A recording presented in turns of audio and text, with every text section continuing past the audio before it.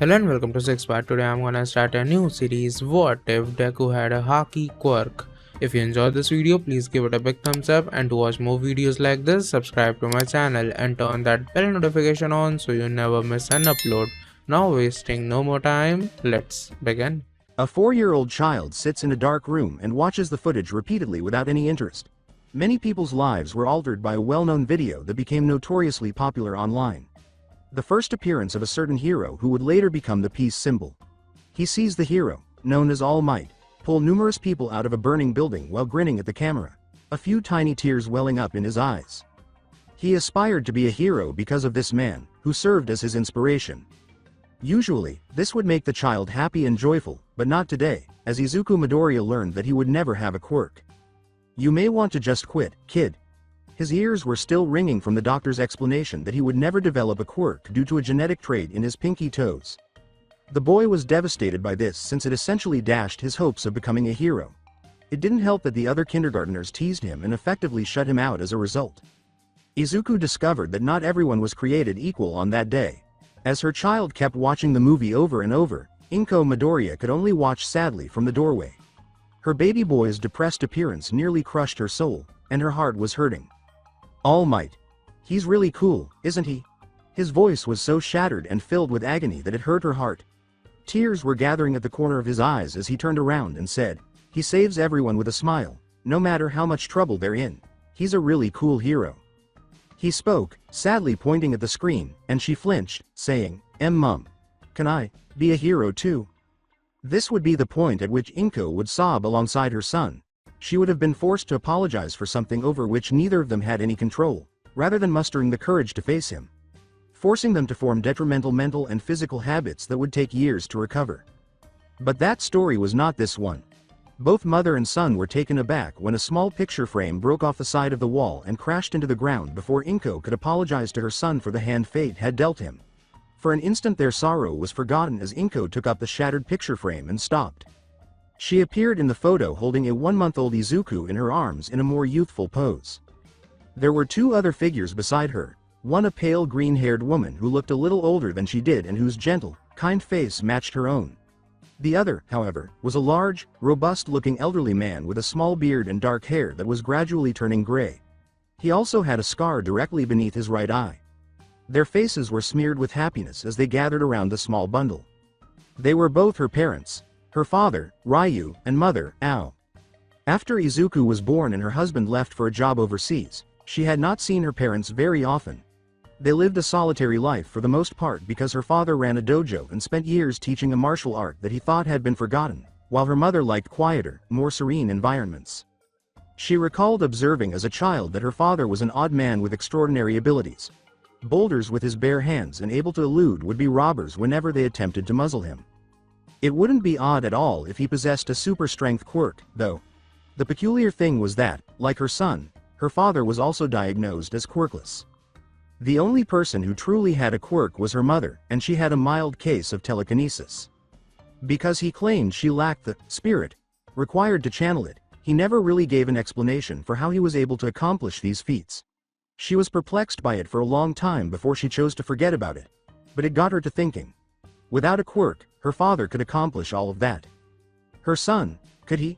She turned back to Izuku, who was still waiting for an answer. With a gentle smile, she made a gesture towards the boy. Izuku looked confused, so she said, "Izuku, go and pack your bags." When she showed him the picture, he questioned, why? His eyes blinked in recognition of the two relatives he hadn't seen since he was 3. "We're going to go visit your grandparents." With a gentle smile, she said, "Grandma and Grandpa. Why are we going to visit them?" He turned to face her, his eyes widening as a fleeting glimmer of hope appeared in them. "To see if there is still a chance for you to become a hero," she said. She'd never seen her son pack his bag so quickly, cramming in as many All Might toys as he could, while waiting impatiently at the door with a slight spring in his step, until that day. She told him to slow down, almost laughing. For heaven's sake, she still had to pack her own belongings and purchase the next train ticket.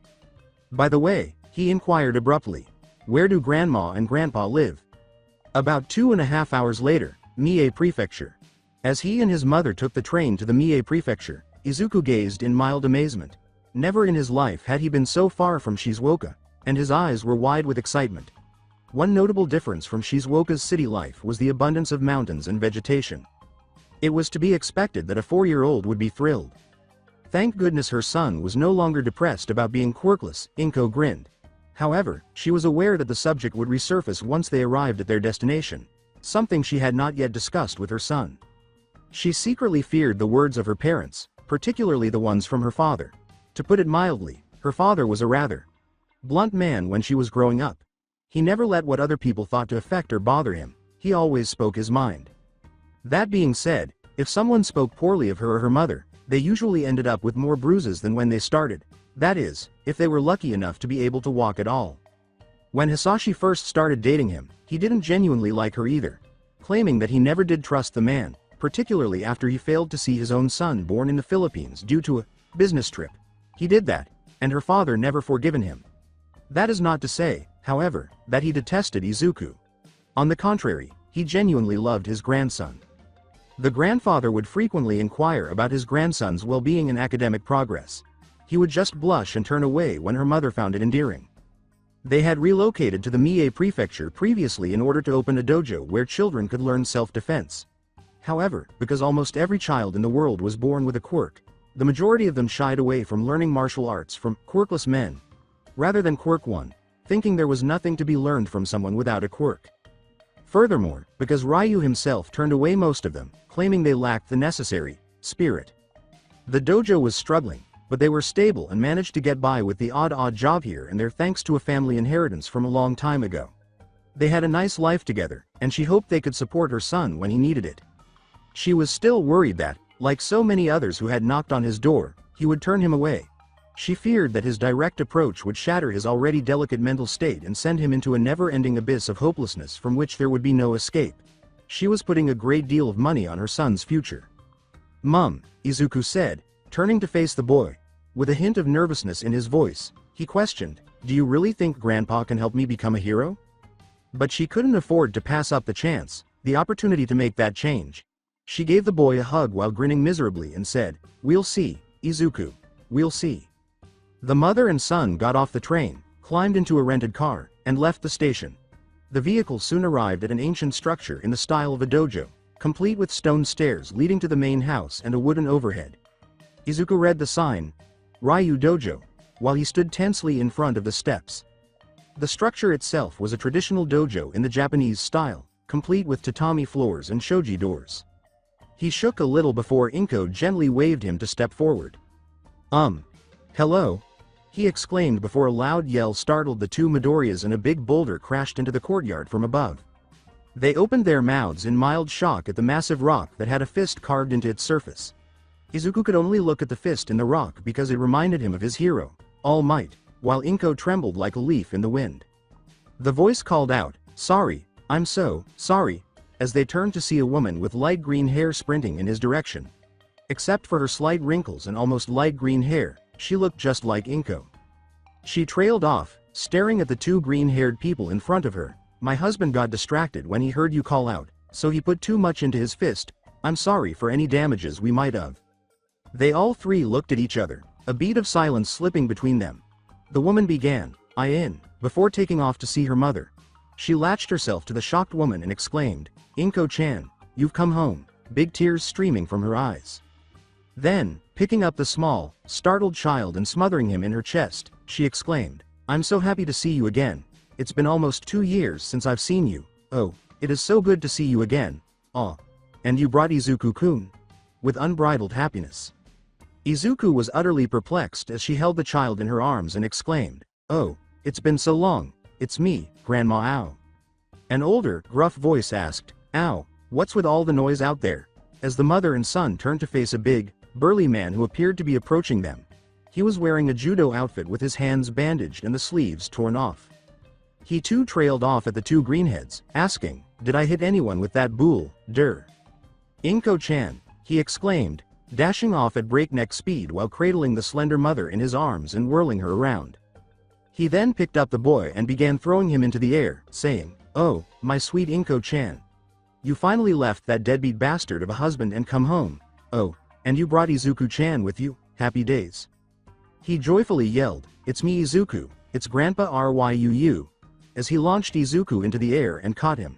Just to toss him back up and do it again. "We, Izuku-chan, say we? Gah."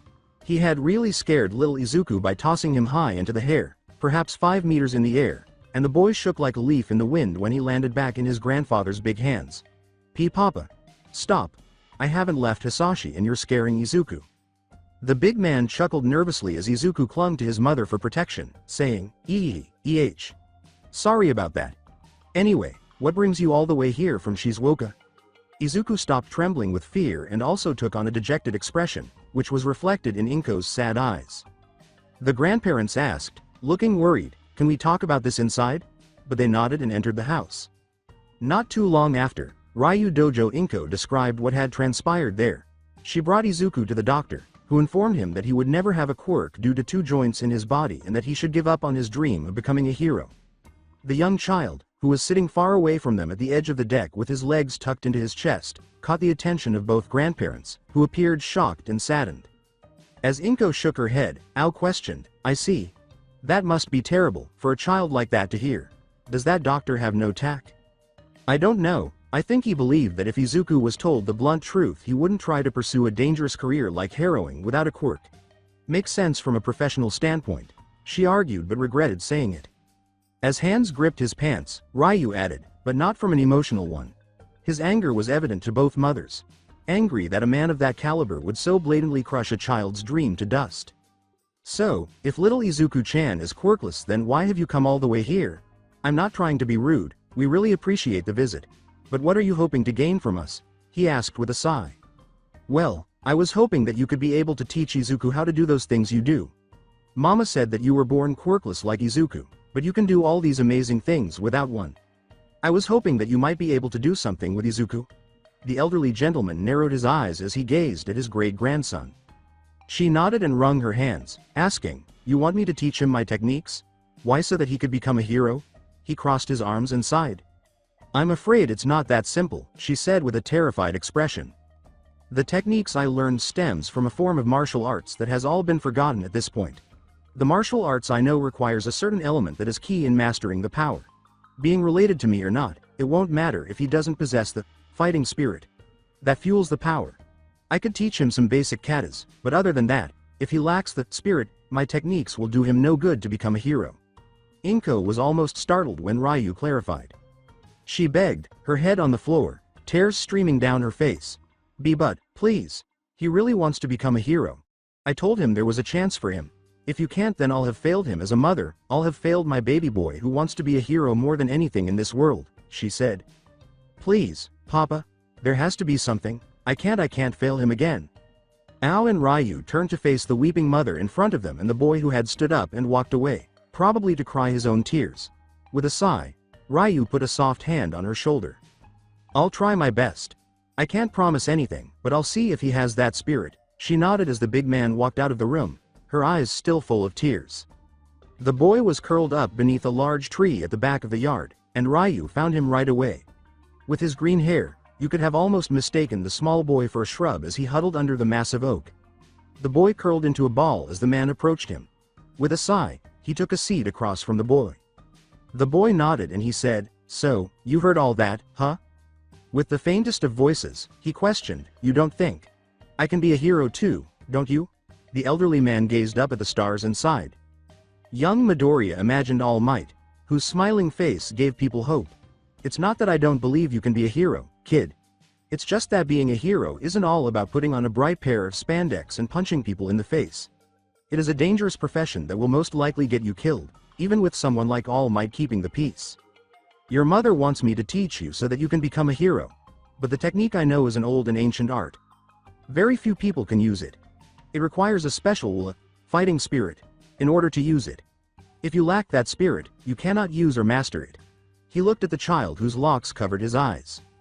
Ao and Inko stood in anticipation, hiding behind the door.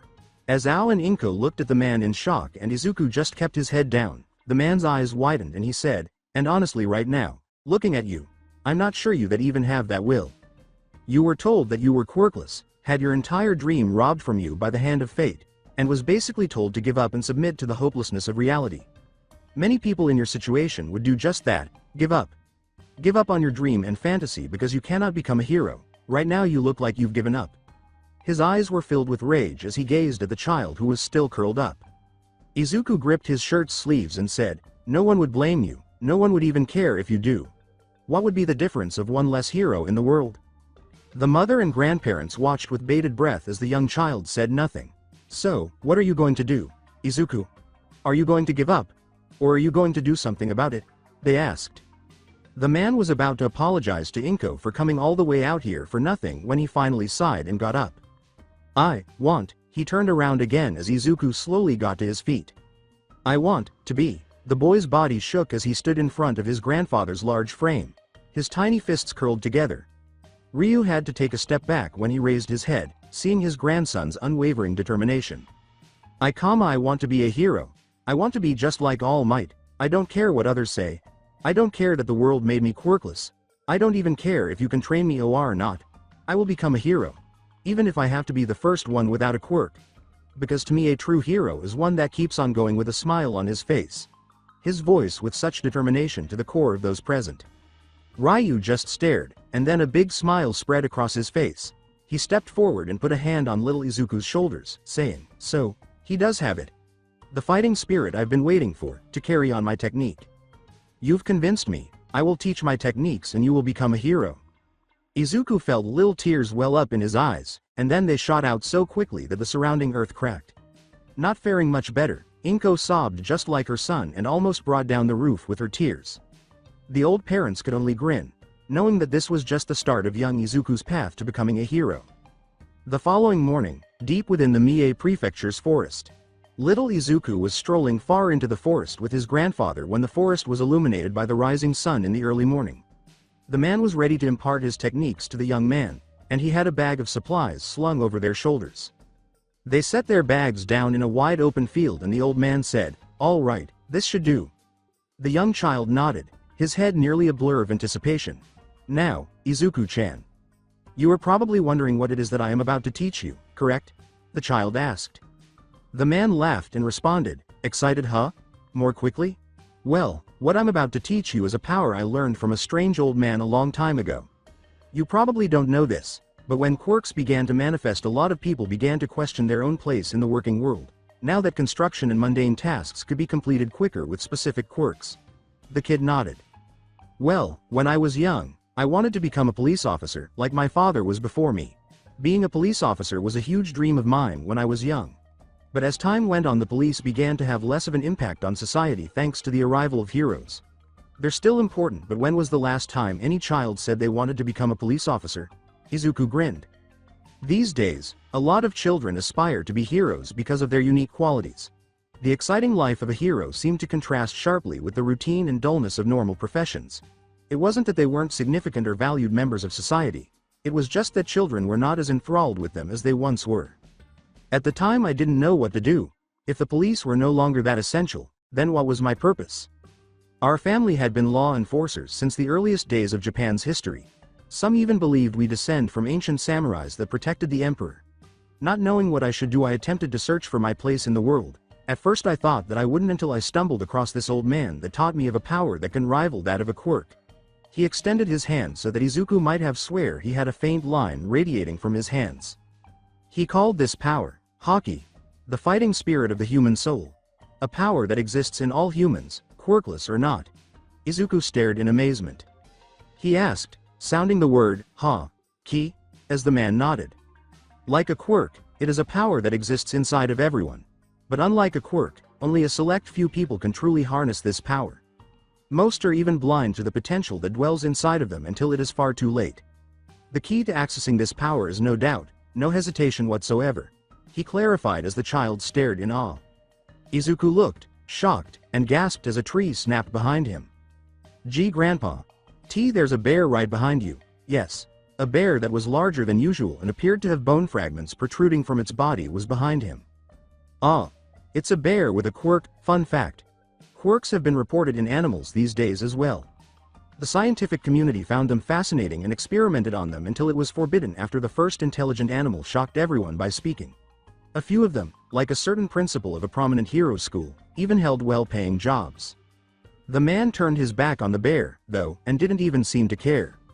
The bear roared as it charged at the man, saying, "Now pay attention, Izuku, as I explain the power that I awoke inside of me. First off, there are two types of Haki that are prominent in combat." With closed eyes, he predicted the bear's attack strategy. He's going to try and attack with a right swing, followed by a left swing and a bite. The bear charged towards him. All Izuku could do was watch as the old man deftly sidestepped the blows, exactly as he had predicted. This power that I'm showing you is called Kenbunshoku Haki, or Observation Haki. If you want to simplify it, it gives me the ability to sense the presence of others, how many of them are there, and even ones that are concealed from view or too far to see naturally. It also allows me to predict where my enemy is going to attack. The bear growled loudly as it grew increasingly furious with the elderly gentleman. Izuku muttered, "Awesome," as the bear shot bone-like spikes from its paws at the man, who only managed to dodge easily as they destroyed a tree. As Izuku looked on in fascination, he told his grandchild, "The next type of Haki is called Busashoku Haki, or Armament Haki. This type of Haki gives me the power to block all forms of attack, similar to that of an invisible armor." With a roar, the bear lunged forward once more, prepared to use its claws to bring him down. However, the man turned around and faced the beast with his palm as it was about to strike. An unseen force instantly knocked the beast backwards, sending it flying off course and slamming into a big boulder. The bear lay beneath the boulder's debris, and Izuku gaped in wonder.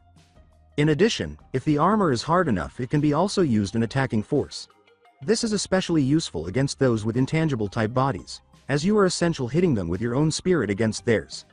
I haven't tried it yet, but it may be used against those with heteromorphic type quirks.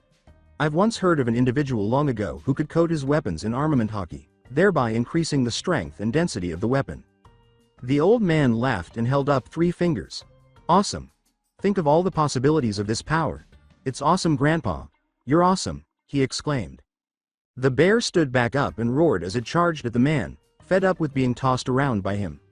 Observation, armament, these are the 2 main types of Haki. However, there is a third type of Haki that exists only in very, very few and rare people. To have this is a 1 in a million chance. Ryu turned back to face the beast as it charged toward him, saying, "Watch carefully, Izuku-chan." His eyes widened momentarily, then something slammed into him, something Izuku could only describe as a powerful unseen force. The bear was getting closer and closer to the elderly man, but all of a sudden its once bright red eyes were going white. It stopped when it was directly in front of him, sweating profusely before collapsing to the ground. Izuku gazed in dismay and wonder at the vanquished man and the unconscious beast. The man smiled and he said, "What the fucking hell? You beat it without lifting a finger. How did you do that?" This is the third type of Haki, the most powerful and most difficult to control.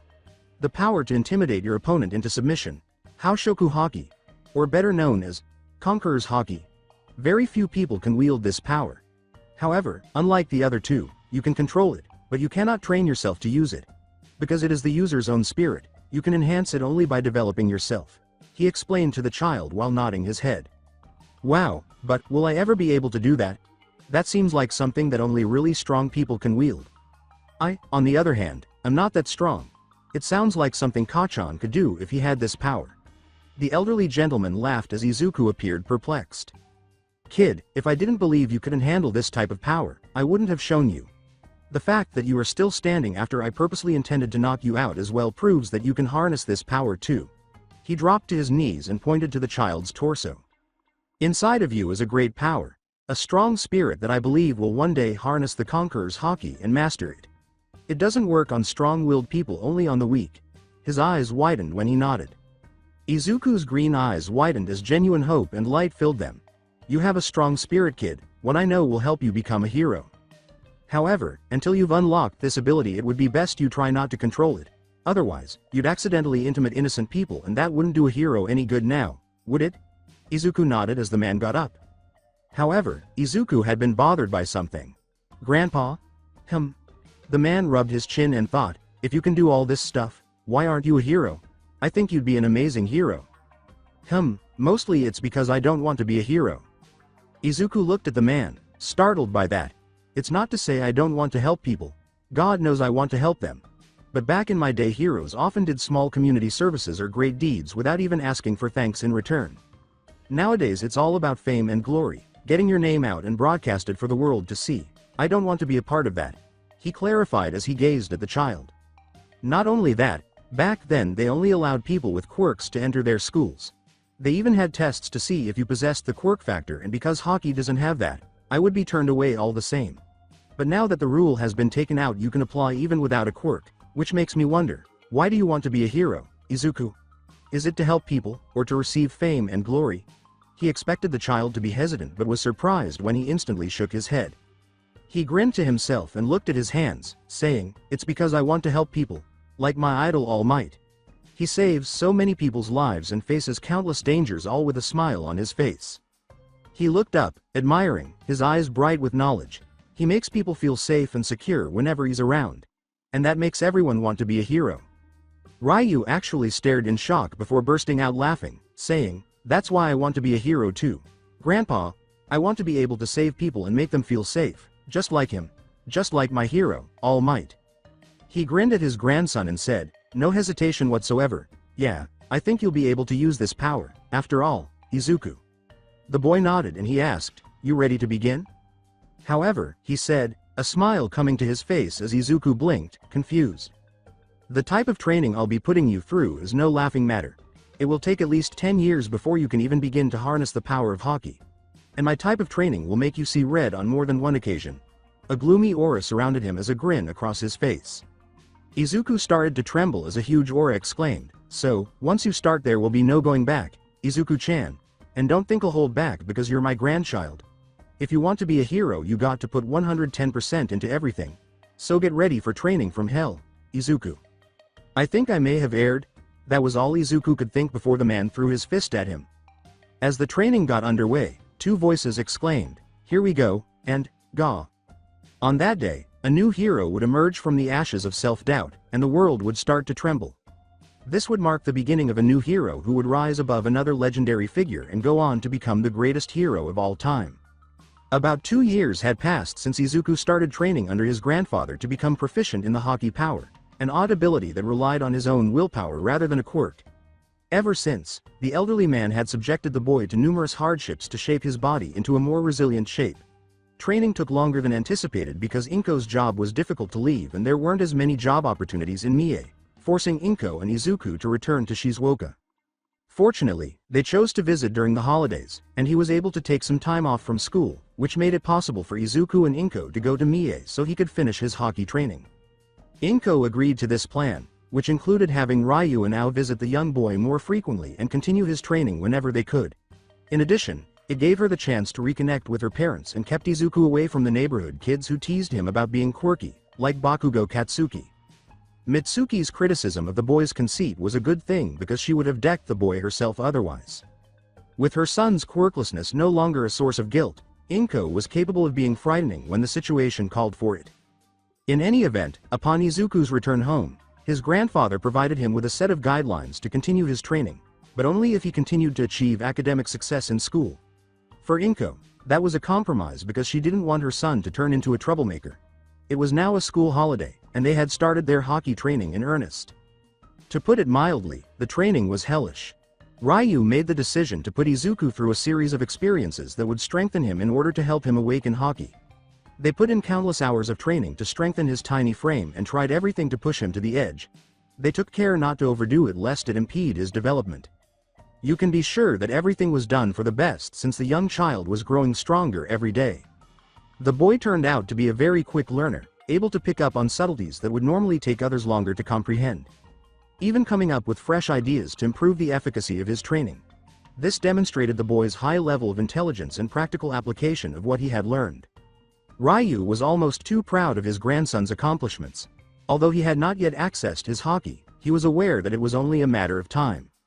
In addition to training him in Haki, Ryu began teaching him martial arts so that he could appropriately apply Haki when the time came. Izuku's initial goal was to master mostly hand-to-hand combat techniques like his hero All Might. However, Ryu informed him that a real fight required all of his body, not just his fists. That's the reason he taught him different styles of martial arts that required him to use both arms and legs. It also meant that he would need to attach weights to his arm and leg muscles in order to strengthen them. At this point, any other man would have either quit or complained about the harsh and difficult training.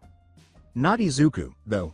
No, little Izuku continued working day and night to gain access to the power of Haki, all the while smiling and showing no signs of complaint or discomfort. Ryu was practically smug about the boy. If only he hadn't kept pushing himself too hard.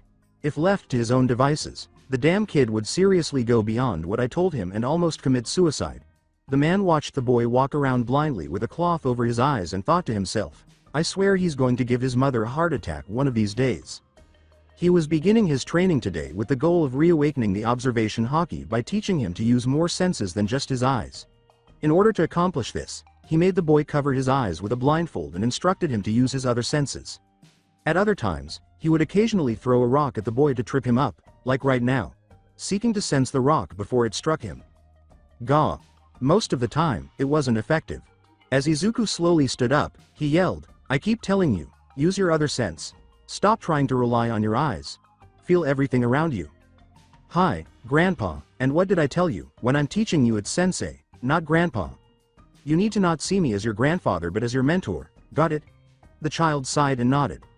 As Izuku removed his blindfold, he opened a cooler and said, all right, let's take a break.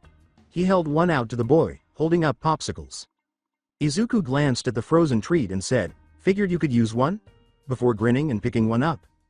Seated beneath a sizable tree, the two family members observed the sun rising over the Mie prefecture from their mountaintop viewpoint. Izuku enjoyed spending time with his grandfather during these moments, being assured he had the potential to become a hero and working hard to fulfill that promise. It gave him a sense of direction in life, instead of just being a wishful dream that would never come true due to his unusual birth. But as he considered the previous 2 years of training, a frown quickly appeared on his face.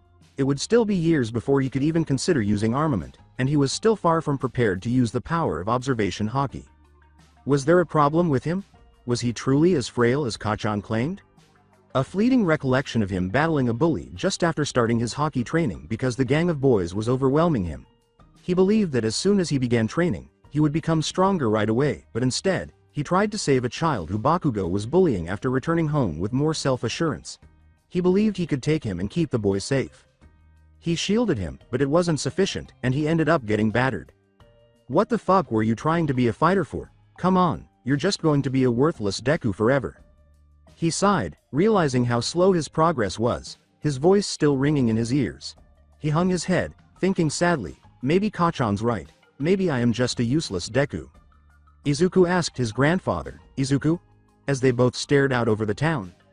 I'm proud of you, I just wanted to let you know, the boy said, blinking at the nearly foreign phrase.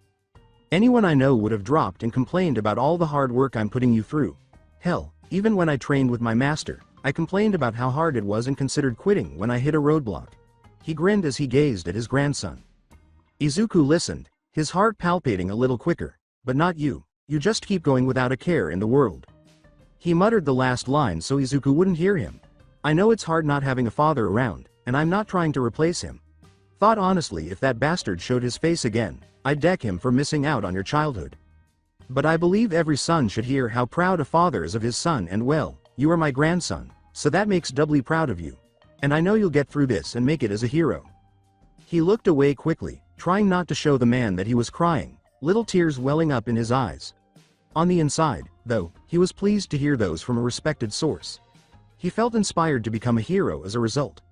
The boy was grinning softly at the man, who could already see how the small gesture of praise was making the boy feel better and would eventually help him get over this obstacle and discover the power of Haki. With a single gulp, he downed the popsicle and stood up, exclaiming, right. He exclaimed, let's get back to training, as Izuku nodded, swallowed his whole and got back up. As grandfather and grandson prepared to return to their training, Izuku exclaimed, yeah. Till their heads clenched together and they both froze. They both cried out, clutching their heads and rolling on the ground, haha, brain freeze. A heads up to everyone watching. In order to quickly resume training, it is generally not advised to consume frozen treats in one gulp on a hot summer day. It's likely that you'll experience a brain freeze. Do not attempt this at home, please. A gentle reminder from the foundation of common sense. After 2 weeks, we discovered our future hero, Izuku Midoriya, along with his Haki master grandfather, Ryu, as they strolled through the town in the afternoon. Izuku's grandfather had suggested that in order to strengthen his legs, he should begin a regular exercise regimen that included running in the morning and afternoon. Since the boy was only 6 years old, Ryu accompanied him on his runs until he was mature enough to exercise independently. This frequently meant that the young child would explore the town and become well versed in its streets and directions. He even became acquainted with some of the town's citizens. The dojo was just outside of town, so it wasn't that far away. However, it was a welcome diversion from the bullying back home and from Shizuoka's suburban lifestyle. While Ryu was hardly fazed by the little jog, Izuku was panting heavily and had sweat streaming down his face as he passed a construction site. Wearing a dark red tracksuit, he joked to the boy, "Come on, Izuku-chan, we've only done 3 kilometers. We still have 2 more kilometers before we head home." The younger boy, leaning on a pole, wore navy blue shorts and an all-might t-shirt, but he only nodded. "I know, but just give me a minute to catch my breath," he wheezed as he drank from his grandfather's water bottle. "Easy there, kiddo, I was joking. Don't keep pushing yourself like that. It's great that you have enthusiasm, but push too hard and you'll break yourself." He spoke as the child nodded. He exclaimed, "Hi, sensei," before rapidly downing the water. The young child paused to look around and realized that they had come to a halt in front of a small construction site that had a sign that said, "Uraraka Construction Company." A tall man with short light brown hair and a woman with long brown hair were conversing with a man dressed in a business suit, and a few men and women were working with heavy machinery to construct metal frames. Izuku's research on quirks revealed that hiring individuals with quirks to facilitate and expedite work was a regular practice for construction companies. However, observing the pair, who were evidently the site's foreman, they didn't seem to be using their peculiarities in the slightest. The boy wasn't sure if they had a quirk because it appeared like they were fighting with a man in a business suit and finding it difficult to finish the work. Before getting back into his opulent-looking car and heading out, he heard some remarks like, "taking too long," or "not having the right quirk for the job." With a sigh, the two returned to their jobs. It went unnoticed for a while until he saw something hover outside the construction site. Much to the bewilderment of his grandfather, he wandered around at a large open lot to get a closer look at what he saw. As he turned the corner, he saw a strange sight: a small girl, about his age, wearing green pants and an oversized sweater with the word "Super" printed across the chest, standing around a big pile of debris and touching each piece of debris. He is shocked to see that the debris starts to float when the girl gently shoves them off the ground and into the air. Izuku murmurs to himself, "Whoa, is that her quirk?" as he watches the young girl interacting with the debris. How is she doing that? Is she making the float? No, they're not floating down, so that means they aren't affected by gravity. She must be canceling their gravity. But how is she doing that? Must have something to do with her touching them? Something on her palms? No, more than likely her fingers. Is she limited to how much weight, or can she cancel the gravity of anything she touches? Also, how does she eat if everything she touches floats? Does it require all 5 fingers and blah, blah blah? Asterisk. The trademark Midoriya muttering begins to spill out and amuse Ryu. The elderly man observes his grandson scrutinizing his mother's peculiarity from a distance and muses, "He is just like his mother." Which was noteworthy and suggests that he might be getting closer to discovering the observation Haki sooner than anticipated. But wait, from where did he obtain that notebook? With a strained expression on her face, the small girl lets out a sigh and touches a larger piece of debris with all 5 fingers. The debris floats above her and starts to rise high, her expression tightening as she becomes distracted and tries to erase her quirk. Izuku watched the girl with her hands coming closer together in her strained face, and for some reason, he suddenly felt uneasy. His eyes grew wide as he saw the big chunk of debris that was being pushed over her head by a strong wind. The rock glows as she presses her fingers together and starts to fall. Izuku shot to his feet, dropping his notebook as he went toward the girl. He yells, "Hey, look out," as the girl looks perplexed and then looks up, screaming as the rock flies straight toward her. But before it could hit her, he tackled her aside just in time to see the rock land and create a massive cloud of dust. "Izuku!" Ryu exclaimed, causing the man and woman working on the construction site to become aware of her presence and run outside, widening their eyes in fear. The adults were frozen stiff and the adults were covered in dust, so they cried out, "Ochako-chan." Fortunately, to their great relief, as the dust gradually settled, they heard 2 coughs, revealing that young Izuku and the girl, who was now known as Ochako, were barely out of the way of the debris after Izuku had moved her aside with a bridal-style grab. First priority going to the girl in his arms as she looks up numbly at the boy. "That was close. Hey, are you all right?" Emerald Green gazed into hazel brown as the two locked eyes, taking in each other. The girl he was holding had a cute round face and fair skin, which brought out the two blush marks on her cheeks more than usual. In contrast, the boy who was holding her had 4 freckles under each eye and disheveled dark emerald green hair. They look at each other for an extended period of time because neither of them knows how to start a conversation or leave a lasting impression. Until her face grew strained and her cheeks round. Blair lelelelelelelele. Gah. That's one approach to leave an impression, then? Not too soon after, seated on a chair in the foreman's office, a shirtless Izuku watched Ryu use the sink to clean his grandson's puke-stained shirt. As the overly animated mother, father, and daughter continued to apologize for what had happened, the young man shrank slightly in his seat.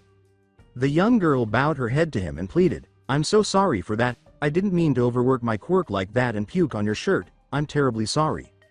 "We're sorry too. We should have been paying more attention to our daughter. It's just that we can't afford a sitter at the moment and we're on a deadline to get this job down, so we had to take Ochako-chan to work. We should have realized she would be overusing her quirk and stopped it. I'm truly deeply sorry." The man apologized as well as his wife nodded beside her husband. He managed to say, It's okay, really," and laughed tensely at the two. Little Ochako nodded at her parents and exclaimed, "But still, at least let us pay you back somehow. If it wasn't for you, I would have been crushed under that rubble." Like I said, it's all right, I'm just glad that nobody got hurt." With a quick wince, Ochako turned back to apologize. "Except your favorite All Might shirt," the man joked. Izuku glared at his grandfather, who was laughing with amusement as he finished cleaning up the puke and gave it to the boy, and tried to comfort her, saying, "I'm so sorry." The boy nodded and put the shirt back on. "Here, I got as much of it, but it's going to stink a little until we get home," she said to him. Ryu shook his head and waved his hand as Mrs. Uraraka said, "Once again, we truly sorry for what happened.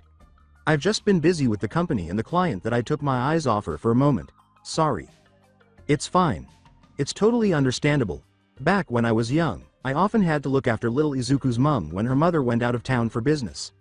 I know what it's like to look after a kid, they can be a bit of a handful," he said while they both nodded. "By the way, I'm Ryu and this is my grandson, Izuku Midoriya. You're a very lucky young lady. If Izuku didn't predict that rock falling, you could have been seriously hurt," he said while bowing and nodding. A car sped by and he heard himself say, "Thank you for that and it's very nice to meet you too. My name is..." His voice was muffled. Another car passed by and the man said, "Uraraka, and this is my wife. This is our daughter, Ochako Uraraka. We're really grateful for you saving my daughter like that again." Izuku blushed at the compliment and nodded. With a bubbly smile, she asked, "You were so cool running over to save me like that. How did you know that it was going to fall on me like that? Was it because of your quirk?" Izuku blushed at the girl's sudden happiness and closeness to him, trying to cover his face with his arms. The Urarakas were startled by this and he responded, Thank you, but I don't have a quirk." Mr. Uraraka questioned, "Really? You don't have a quirk? Then how did you get to her so fast?" Ryu smiled and gestured to himself. He rubbed his grandson's hair tenderly and said, "I've been training him for the past 2 months. He wants to become a hero, even though he doesn't have a quirk." Mrs. Uraraka asked, "Really? But I thought you needed a quirk to be in the hero program?" As Izuku began to mutter. "Well, they recently removed that rule when the general public wanted to introduce a fairer legislation to allow more equality between the civilians with quirks and the civilians without quirks. It's because of this I want to apply at UA and become a hero like All Might. But it's apparently going to be hard as the acceptance rate into the hero course is low due to the blah, blah, blah." The boy was staring at the Urarakas, lost in his own muttering. Literally, as the physical kanji for mutter spilled out of his mouth and floated around him, they could have sworn the world was warping with his words. Ryu let out a sigh as the Midoriya mumble struck once more. Izuku apologized as Ryu jolted him out of his reverie, saying, "Izuku, you're doing it again.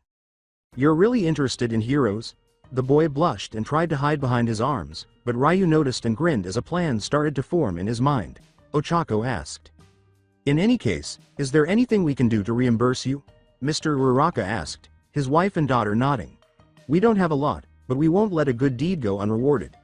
Ryu considered this for a moment before he slapped a fist on his palm. "Well, how about we have dinner together tonight?" "Huh?" It was the last thing any of them expected, but we want to pay you back?" The 3 of them exclaimed, their eyes bulging out of their skulls. The exact reverse of that is when you invite us over for dinner. As they pushed their eyes back in, Mr. Uraraka spoke. Well, it's really more of a request. I'd like you to come over for dinner since you asked how you could pay us back. The company would be greatly appreciated by my wife, as we don't receive many guests. He smiled at the shocked family and said, plus, I think it would be nice if little Izuku had someone his age to play with. I insist that you come over for dinner, he replied. But, the two parents nodded shakily at the intense glare, and he added, I insist. To the two children's bewilderment, they raised a shaking hand and said, Hi. We would be honored, as the man nodded. Okay, the address is here. He gave them a piece of paper and said, come on, Izuku, it's time we head home. We'll see you tonight. He nodded and waved to the young child, if we don't tell your mother and grandma they'll be annoyed. Mr. and Mrs. Uraraka, goodbye, farewell, Ochako. Ochako waved back at him. Goodbye, she exclaimed joyfully as her parents exchanged an odd glance. The two adults exchanged a look and sighed, who are these people? Well, we promised to reimburse them, didn't we? Mr. Uraraka said, looking at his nodding wife. Besides, isn't it just dinner? Could it possibly happen? Later on in the evening, Ryu Dojo standing in front of the entrance in their best attire. The three Urarakas stared in complete amazement at the massive dojo-like structure while holding the only inexpensive bottle of sake they could afford. It's enormous, exclaimed all three, with Ochako almost toppling over due to the vast expanse of the estate. Oh, so you're one of the Urarakas? They turned to see a slender woman with dark green hair pulled back in a small ponytail on the left side. Her son's potential to become a hero prevented her from overindulging in food, and she was able to maintain her slim figure as a result, as well as her mother's constant reminders to stay in shape. It's very nice to meet you, I'm Inko Midoriya, Izuku's mother, she said. The three of them said, still in disbelief at the size of the family's large dojo-like house, very nice to meet you. The largest they owned was a tiny two-bedroom apartment that barely had room for the three of them. For them, it was quite the cultural shock. Dinner will be ready in a little while, so come on in. I must inform Izuku and Papa about the arrival of our guests, she said to the trio as she guided them into the dojo home. They soon discovered that they were in a training room because they could hear fighting coming from the other side. Inko opened the door to reveal that Izuku and his grandfather were fighting, with the older man quickly hurling his fists at the youngster who was trying to dodge or block his blows. He tried to land a few blows on his own by ducking beneath a swing, but the bigger man's hands deflected his blows harmlessly. Papa, Izuku, our guests are here. Izuku turned to three and became momentarily distracted. Oh, once more, hello. Ga, Izuku said, just before his grandfather struck him in the side of the face. Keep your focus, boy, he screamed, sending him flying into the wall. Izuku. As she ran to the boy, Ochako yelled in shock, are you okay?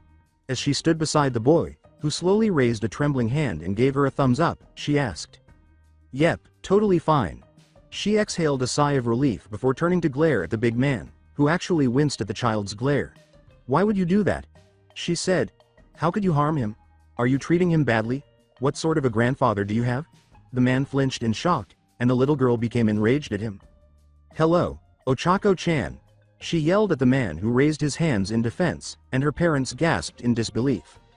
I'm instructing Izuku-chan in fighting. It's a requisite of his hero training. I promise I'm not being mean to him. The young girl gave him a frustrated puff of the cheeks as the older man spoke. God, when she gets angry, she reminds me so much of Ao. Izuku, my boy, you might have a real spitfire on your hands. She turned to face Izuku when a tiny hand grabbed her shoulder. It's all right, really, she said. I was just learning how to fight from Grandpa. I simply became preoccupied, that's all. He assured her, I'm fine, really, as she finally became calm. On the other hand, Inko was happy that Izuku was finally making friends besides Bakugo and grinned as she glanced at the young girl who stood up for her son, even though he wasn't in danger.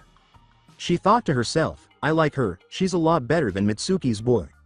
Sorry Mitsuki, as her parents chastised her for yelling at an adult and then looked embarrassed. Mr. Midoriya, I apologize for yelling at you. I simply don't like bullying, she said, to which he laughed and gave her a tender head rub. Little Uraraka, it's okay. I'm glad you were simply watching out for Izuku. For the record, that is not my last name, that is Midoriya's, it's mine. To all of you, dinner is ready. When Ao emerged from the kitchen, everyone turned to face the dining room, and Ao interrupted.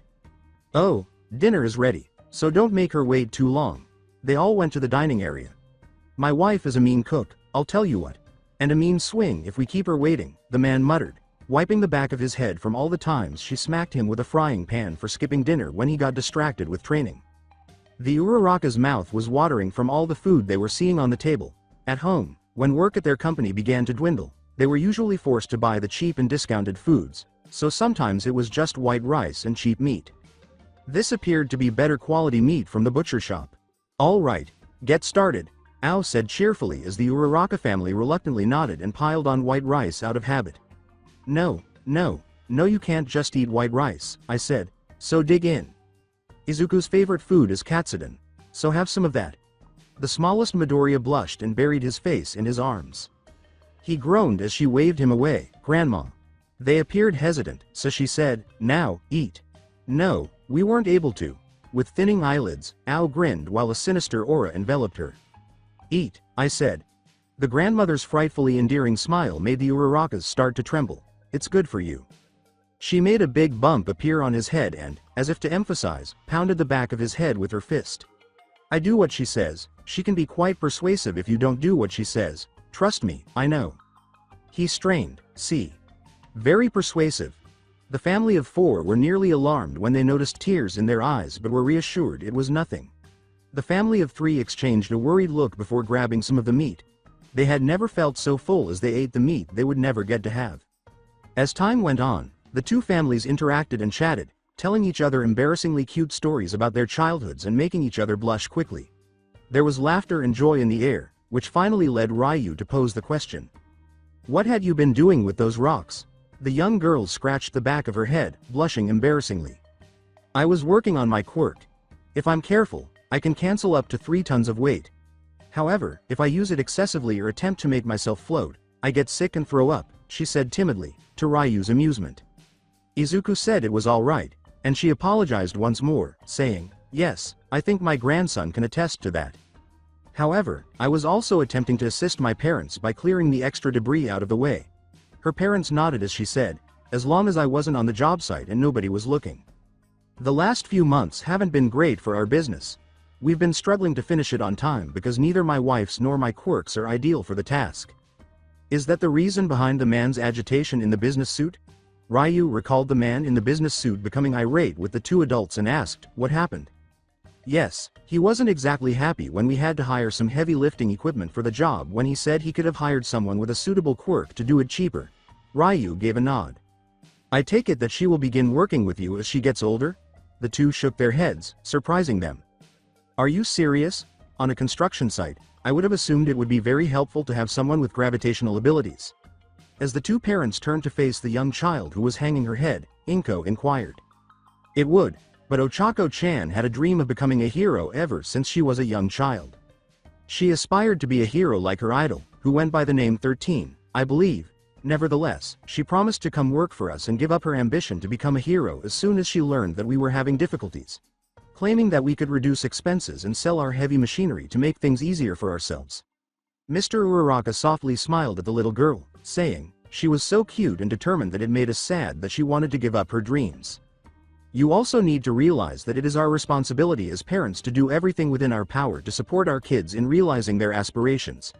We informed her that living out her dream would be what would actually bring us happiness.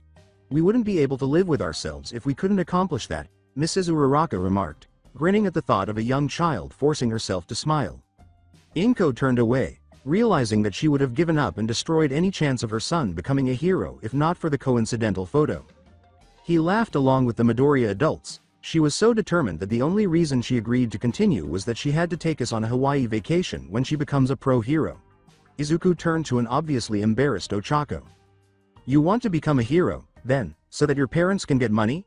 Izuku inquired in a childlike manner while Ochako embarrassedly nodded. I realize that becoming a hero isn't a very good reason, but I still want to do it. My goal is to ensure that my parents lead a more comfortable life and are never forced to work again. It sounds so ridiculous, don't you think? As Izuku shook his head, she questioned. No, I believe that's a fantastic motivation to become a hero. Ochako blinked in surprise as he said. Being a hero is a really noble and selfless thing to do when you work so hard for your family. That is definitely what a hero would do. I absolutely adore you, Ochako-chan. With a gleam in his eyes, he exclaimed, causing Ochako to blush and turn away. Ryu was looking thoughtful, while the adults laughed at the scene. Izuku, would you mind taking Ochako and having a little playdate with her? I need to talk to the adults for a little bit, is that okay? He asked the parents, who nodded despite appearing perplexed. All right, grandfather. Come on, I'll show my all-might toy to you all. As Ochako trailed him down the hallway, the young child exclaimed with excitement. Then, with his arms crossed, Ryu turned to face the parents and said, I have to commend you for your conviction to let your child follow her dream. He said, you two are very good parents, and they both nodded in agreement. Looking at each other, the two nodded and said, but it must be hard balancing a child and your business, correct? Mr. Uraraka nodded at his wife, saying, why yes, it has been a bit hard, but it's all for her sake and that's all that really matters to us. Before turning back to face the two, Ryu, Inko, and Ao glanced at one another. You know, I have a few contacts from my old days that I could hit up. They owe me a few favors and they're looking for some good contractors for some small jobs around the Mie prefecture. They'll accept help from anyone that will work hard and produce good quality work. I can't guarantee that it will make you rich, but it may help to ease your burden a bit. Gazing at the elderly man, his spouse, and their daughter, both Urarakas were in disbelief. Mr. Uraraka stammered and his wife nodded. We can't possibly accept something like that. You've already done more than we ever expected by inviting us over for dinner when we should have offered. Why, you've already done too much for us. Why would you want to help us? Inko pointed to the living room, where Ochako and Izuku were occupied with his toys, and Mrs. Uraraka asked. My son doesn't have many friends, the two adults said, turning to face the children. When he was diagnosed as quirkless, practically all of the children at his school started to ignore him and make fun of him. Even the son of my childhood friend treats him poorly, no matter how many times Mitsuki tries to stop him. In fact, when he was diagnosed, I was ready to apologize for not being able to give him my quirk. Thinking it was so wrong that I had one when he so desperately wants to become a hero. Had it not been for my father, I would have just given up. She grinned and looked up. But your daughter has been so kind to him, even though she knows he doesn't have a quirk. She treats him so much better than anyone else that it makes me so happy that he met such a kind girl. She grinned as both parents listened intently. Which is why we want to help as much as we can. We're not saying we are doing this so that she can continue being friends out of servitude. But because you two were right, as parents we should be encouraging our children to live their dreams. So, if we can help lighten both our burdens for their sakes, then it's our responsibility to do so, right? Both of them stared at the kind family members. The two parents looked at each other, and Ryu said, you don't have to accept if you don't want to. We just want to be able to help, that's all. The elder Uraraka exchanged a look while they considered their options. To be honest, they were genuinely shocked by what they were hearing.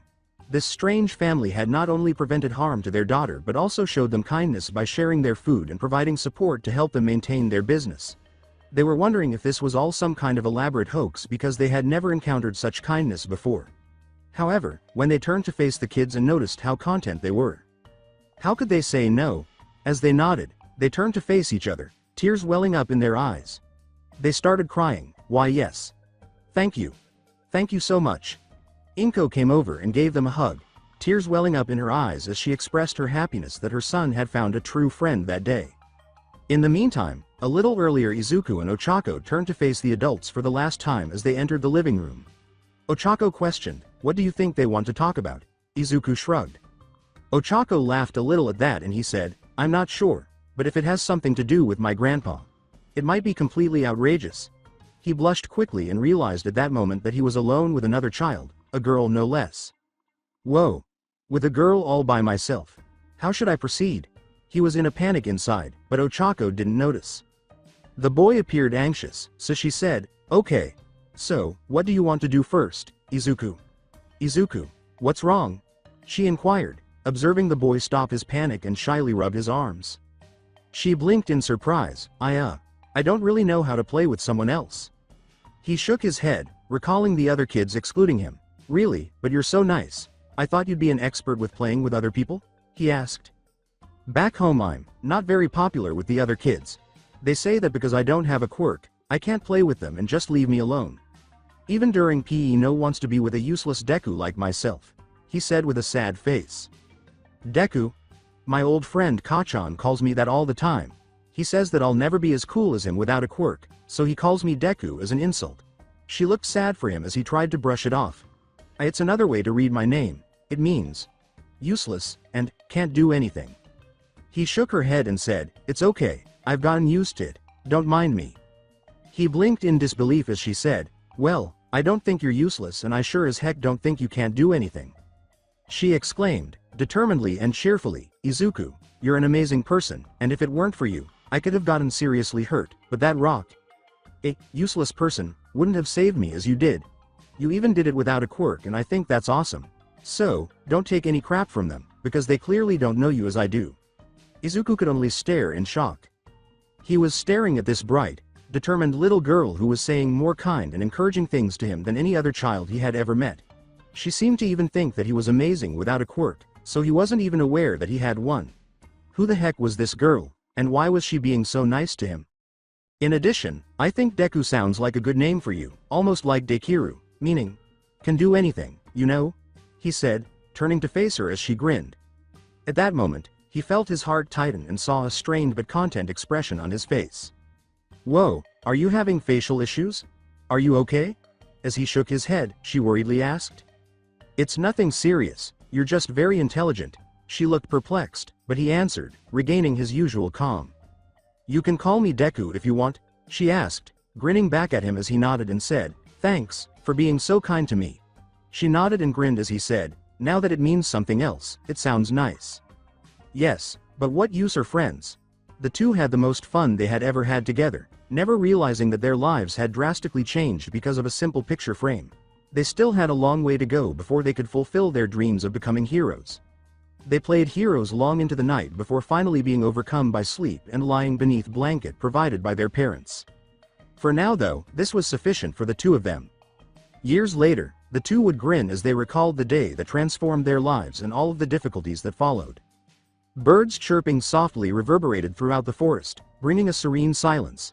Everything was silent, and a complete serenity fell over the large trees. Ha, Heya, and Ha, Hoa, that is, until the silence was broken by the sound of fighting. Amidst the falling leaves, two figures were seen fighting, and the animals fled quickly. Two girls, one with disheveled emerald green hair and the other with brown hair cut in a bob. The two struck each other with their palms and fists, exchanging blows. The boy lunged forward to give her a backhand, but she sidestepped him and caught his wrist, preparing to fling him over her shoulder. But as soon as she attempted to flip him, the boy was ready, shifting his weight, rolling as soon as he hit the ground, and then sweeping at her feet. He countered her every move, almost as if he could read her mind. The same with her, as she partially blocked his actions. But instead of landing, the girl floated in midair and kicked out at the boy, who easily blocked it with crossed arms. The boy questioned, "I thought we agreed on no quirks?" while the girl smiled. She turned over, let go of her quirk, and resumed fighting. "Remember Sensei's first rule? Every skill you have is vital to your survival, so in a battle, there are no rules," she exclaimed. A tiny smile spread across the boy's face as he leapt back. "Is that correct? All right, so then," she blurted as her fingers were just inches from his back. However, he turned and smiled as she got to him. "How about this?" The action brought her to a stop in her place, and she found herself staring into a face that was nearly exactly the same as All Might's, save for the bushy green hair. Her face was momentarily stunned, and even her voice sounded the same. "PFFFTT," she exclaimed as her cheeks puffed up and saliva shot out of her mouth. She gasped, though, as he took her arms and turned her onto her stomach. He pinned her to the ground, twisting her arm behind her back and placing a hand on her head. She first had a stunned expression before developing a cross expression. "Hey, no fair. You know I can't help it when you make that face, Deku-kun. You agreed not to do that," he laughed. She puffed her cheeks in frustration as he laughed and helped her back up. "You said every skill is vital. Mine just happens to make you laugh, Ura-chan. Plus you just said there were no rules and used your quirk, so it's fair." An elderly man's voice said, "Okay, kids, that's enough." Izuku wins this round, as the two turned to face Ryu, who was sitting beneath a tree. He has a longer beard growing on his face and his hair is grayer than it used to be. "Ochako-chan, you need to stop losing your composure just because you see something funny. And Izuku, don't pull that face out while we're practicing, it seriously creeps me out," the elderly gentleman said while nodding. "Hi, sensei. Both children laughed. Izuku had been training in the age-old art of Haki for 10 years, and it had been 7 years since he first met Ochako Uraraka. To develop his inner fighting spirit and use it to his advantage in order to fulfill his dream of becoming a hero and becoming the #1 hero All Might, his idol. Ochako had participated in their training during those years because her parents and the elderly man desired for her to at least be able to defend herself through martial arts. The two had started to mature during that period as they both acquired experience in stronger physics. After 7 years of training, Izuku's body had become more toned, and to her surprise, he had grown taller than Ochako, standing a head higher than her. However, he didn't have an excessive build because his form complemented his quick, powerful hits. When it came to fighting, Ochako had grown more athletic and versatile, using grappling and disarming maneuvers to subdue her adversaries. She was skilled in combat, but she would rather defeat her adversaries than beat them into submission. After all, she still desired to be a rescue heroine. She was actually quite skilled at grappling and disarming people. She even began to adopt his practice of somewhat analyzing her rivals. When she began muttering to herself in the style of Izuku, it startled her parents, who would have thought that the Midoriya mutter was communicative. Conversely, their friendship had developed tremendously since their first encounter. The residents of the town remarked on how adorable the two looked together, and the two, who now regard themselves as true childhood friends, were practically inseparable from one another, save from when Izuku had to return home. It didn't help that, much to everyone's confusion except for Izuku, Ochako began referring to him as Deku, and out of politeness, Izuku began referring to her as Ura-chan. To the teens' embarrassment, everyone even occasionally made fun of them for appearing to be a couple. They were unaware that the mothers of the couple had started a sizable betting pool regarding their future relationship. Speaking of, the Uraraka family had improved their financial stability over the previous 7 years with the help of the Midoriya family. Everyone simply found it easier to say that than Inko's maiden name. Although it wasn't enough to make them wealthy, as Ryu claimed, the additional revenue was sufficient to support the family and keep the business afloat. When the families started to get along, they occasionally even invited the Midoriya family over for dinner. The Midoriya family's assistance made the Uraraka family feel incredibly fortunate to have met them. They never realized that they would never have met them until years later if it weren't for a broken picture frame. Okay. Lovebirds, he pointed to a rock and laughed as the two simultaneously exclaimed. Their faces flushed. We're not lovebirds. He said gravely as the boy nodded, kidding, but seriously, it's time Izuku to see the fruits of your training. It took 10 years, but you managed to get observation Haki under control. I'm not really surprised that you mastered it so easily. Your natural observation skills were an indication of how well you would progress. I guess it was only natural you would master it first, and as for your armament, you can now project a light armor around your body. But now it's finally time to see if you can properly channel the next stage of armament without it suddenly fading off you. He spoke to the child and nodded. Izuku felt a moment of hesitation before feeling a hand on his shoulder and a smile from Ochako. Remember Izuku. The key is having no doubts and no hesitation. Focus your spirit and harden yourself. Everything else will fall into place. Izuku looked to his hand. He grinned at his best buddy and nodded, saying, Deku-kun, you can do it. The boy in front of him was standing in front of a big boulder. It towered almost intimately over him, its size several times greater than his own. There was a moment of hesitation before he looked down at his fist. However, a glance at his grandfather and Ochako strengthened his determination as she gave him a nod. He slid his feet back, closed his eyes, and inhaled deeply. He pulled his right arm back to his hip and turned his left palm toward the stone, his body automatically assuming a fighter's stance. The sound of rustling leaves filled the air for a moment, and everything was silent. He stood in front of the big stone that prevented him from taking his final test with calmed breathing and composed nerves. He concentrated on the energy that was inside of him and looked deep within. He started to see colors, shapes, and sizes in everything around him. Behind him, his grandfather was staring at him warily, and Ochako, despite her composed demeanor, appeared anxious. He felt the energy rise inside of him and pool at his fist, a tiny smile playing on his lips. He pictured it hardening around his arm and sticking to his skin like a second skin coat, becoming a part of him. He felt that sensation and threw his fist forward, hitting the rock with it. He was forced to open his eyes by a loud crack and the sound of rock crumbling, for the enormous boulder had turned to rubble. Gazing at the appendage, a feeling of delight filled his body as he looked to his arm. The arm itself was now covered in an odd black material that had an almost metallic appearance, which was the reason. Other people might almost mistake it for a common hardening type quirk. However, it was more than that for Ryu, Ochako, and Izuku. It was a sign that the 10 years of preparation had paid off at last. At last, it meant. Congratulations kid, you've reached the second stage of armament Haki. The substance vanished as he grinned at the man who had given him this ability and felt only pride instead of pain in his arm. You did it. Ochako's smiling face greeted him as his body suddenly clamped down on him, leaving him momentarily stunned. He smiled back, brightening her face and saying, "See, I told you, you could do it, I'm so proud of you, Deku-kun." But then he realized what was happening, feeling two surprises on his chest, blushing quickly and stuttering unintelligible words. "Deku-kun. What's wrong?" she exclaimed as she looked down and noticed his abruptly erratic behavior. A blush swiftly spread across her face. "Oh, I'm sorry," Ryu said, amusedly grinning as he watched as both of them became blushing, stuttering mess. "Oh, is springtime here already? Ryu dojo?" Following that awkward exchange, the three returned to the dojo to talk about the upcoming phases of their training while eating breakfast. After training, the Ochako had developed the habit of going to the Midoriya's for breakfast, primarily because they took on the role of babysitter for her when her parents had to travel for business. However, that only appeared to occur when Izuku paid a visit. Just a coincidence, not in my opinion. Well, anyway, they were practically family to the young Uraraka girl, because she treated Izuku like a regular person instead of the way everyone else did back home.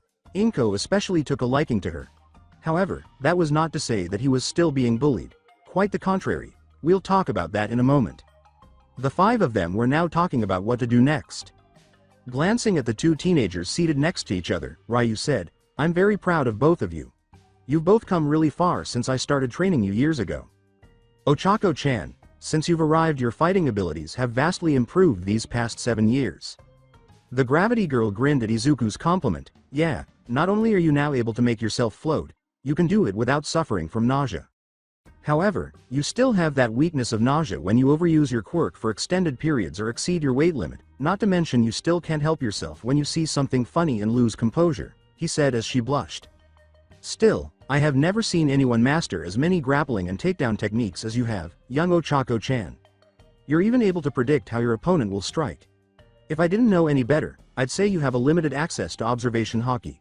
It is unfortunate that you haven't been able to harness armament Haki," she said with a grin. "It's fine, sensei, I don't think it suits my style. My quirk cancels gravity and to use it I think I need to be more ground-based. But being able to use a little of observation has definitely helped, thank you," she said while nodding and then turning to Izuku, who was standing nearby. "As for you Izuku, you have improved the most since you came here 10 years ago. When you came here you had almost lost all hope of ever becoming a hero, but through these past 10 years, you've not only met my expectations of your training, but you also blew some of them out of the water. It took me 20 years before I could summon the physical augmentation of armament, while you've managed to do it in half the time. Not to mention your observation Haki has far surpassed my own. I'm really proud of you Izuku." He spoke proudly as the young man nodded and grinned. "That being said, you are still far away from completely mastering armament Haki and still have yet to access Conqueror's Haki. At most, you can summon armament on your arms and legs, and even your forehead if necessary. Not to mention you're still not fully accustomed to utilizing it in combat. Something we'll hopefully fix up before you got back in 3 weeks," he said as Izuku nodded and Ochako grumbled. He laughed, and she complained a little, "I hate it when you go back, it's not the same without you." "I know, it's not the same without you either. You're the only real friend I have, and we're only separated by 2.5 hours. But don't worry, that will all change once we make it into high school." He attempted to comfort her while she nodded. They both nodded, and Inko said, "Speaking of which, are you two still planning to go to UA?" "Yep, it has the best hero course anywhere in Japan. Deku told me that if you want to get recognized quickly as a pro hero, then UA is the place to go." Ochako replied to Izuku. Izuku exclaimed excitedly, not to mention it was where All Might graduate from. It would be awesome to go to the same school as him. Ochako laughed. She teased, "You really are a big otaku, aren't you?" as Izuku flushed. "I can't help it. He's the reason I want to become a hero in the first place. He is very inspirational, and I admire him so much." He blushed to recall the day she came to visit him with his grandfather and she saw his room. "Is he also the reason you decorated your entire room in his merchandise?" she asked, smiling. He was worried that she wouldn't want to be friends with him ever again because she had laughed so much that day. "Relax Deku, you know I don't mind your All Might obsession. I think it's really cute, he continued to blush. The adults had little smiles on their faces, but she giggled at his response, saying, "It's still embarrassing, you know." Ah, young love. As the joint family continued eating breakfast until Ryu started coughing, they were all thinking. He picked at his food and nodded. "So, I guess that means you're going to continue your training in Shizuoka?" "Yeah, with the exams coming up in 12 months I need to completely focus up my academics to pass the entrance exams and keep up the routine you set up for me and work on my Haki. With their acceptance rate into the hero course as it is, I need to work extra hard if I want to make it into the course. So, unless I get a recommendation, I have to take the entrance exam like everyone else," Izuku said as he outlined his goals for the University of Arizona. Examine. Ryu turned to face Ochako and nodded. "I suppose you'll want to continue training as well, Ochako-chan," she replied. "I want to be able to extend my limit before the exam, brush up on my fighting moves and maybe learn more control over observation Haki if you're available, sensei." He smiled as she breathed a sigh of relief. "The biggest problem I have will be the written portion. I'm not that good with that kind of stuff, so I need to spend the next year studying up my academics as well if I want to make it. I can still help you with that. Now that your family doesn't have as many financial troubles as they used to, we can continue to chat online if that's okay with you, Ura-chan?" Izuku responded with a nod. He nodded to his childhood friend and they clasped hands in a friendly way that seemed to be a vow to each other. "Sure. Thank you, Deku. Besides, we promised after all that we would both get into UA no matter what," she said with a smile. "You bet," he remarked as they carried on making preparations for the UA examen. Izuku felt happy that his mother had chosen to take him to see his grandparents more than 10 years ago as he turned to face everyone in his immediate vicinity. Had he not acquired the confidence he currently possessed, he would not have considered enhancing his physical capabilities to participate in the UA exams or thought of an alternative strategy to compete in his Quirk competition. Most importantly, though, is that he would never have met Ochako, his real best friend. With the little stroke of luck, he felt incredibly fortunate and hoped it would continue to follow him on his journey to become a hero. He had no idea that a strange encounter would alter both his destiny and the fates of everyone around him. After 3 weeks, Aldera Junior High, situated in Musutafu, Japan, Aldera Junior High was a modest public school with little distinction. The majority of its graduates were viewed as average by Hero Society standards because they either went on to work in menial occupations or developed into low-level heroes. The only 2 standout students in the classes were Izuku Midoriya, who insisted on becoming a hero despite lacking a quirk, and Bakugo Katsuki, who had an explosive quirk. It was just another typical day when the teacher, who genuinely had no regard for his students, asked them all to think about their desired careers in the future. As the teacher exclaimed, "But I know you're all going to just choose hero." The students applauded and displayed their quirks. Yes, you all have great quirks, but you know it's against the rules to show them off at school." Everyone turned to watch the carefree, laid-back boy with blonde hair, and a haughty voice said, "Hey, don't lump me in with the rest of these extras.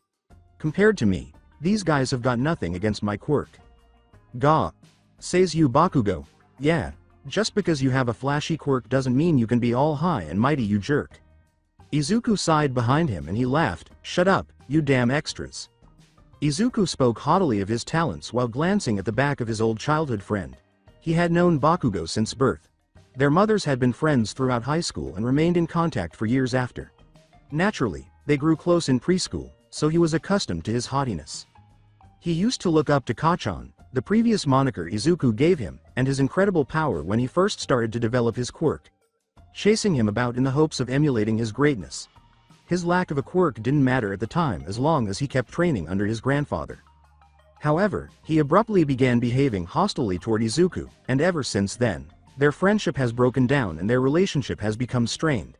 When the other kids persisted in making fun of them, Izuku intervened to keep them at bay, but it didn't help. Despite his explosive quirk, it is evident that the years he spent training with his grandfather made him stronger than Bakugo. But even as a young child, he thought that people with abilities should only ever use them to harm the defenseless. His training made him feel the same way. In his opinion, he ought to reserve its use for the most dire situations, regardless of how deeply Kachan had wounded him. Given his ability to withstand Bakugo's quirk, he made the heroic decision to shield those around him from his conceit. The teacher said, "That's right, Katsuki is applying for UA right," as he resumed reading from his textbook. At this, everyone tensed up and gasped.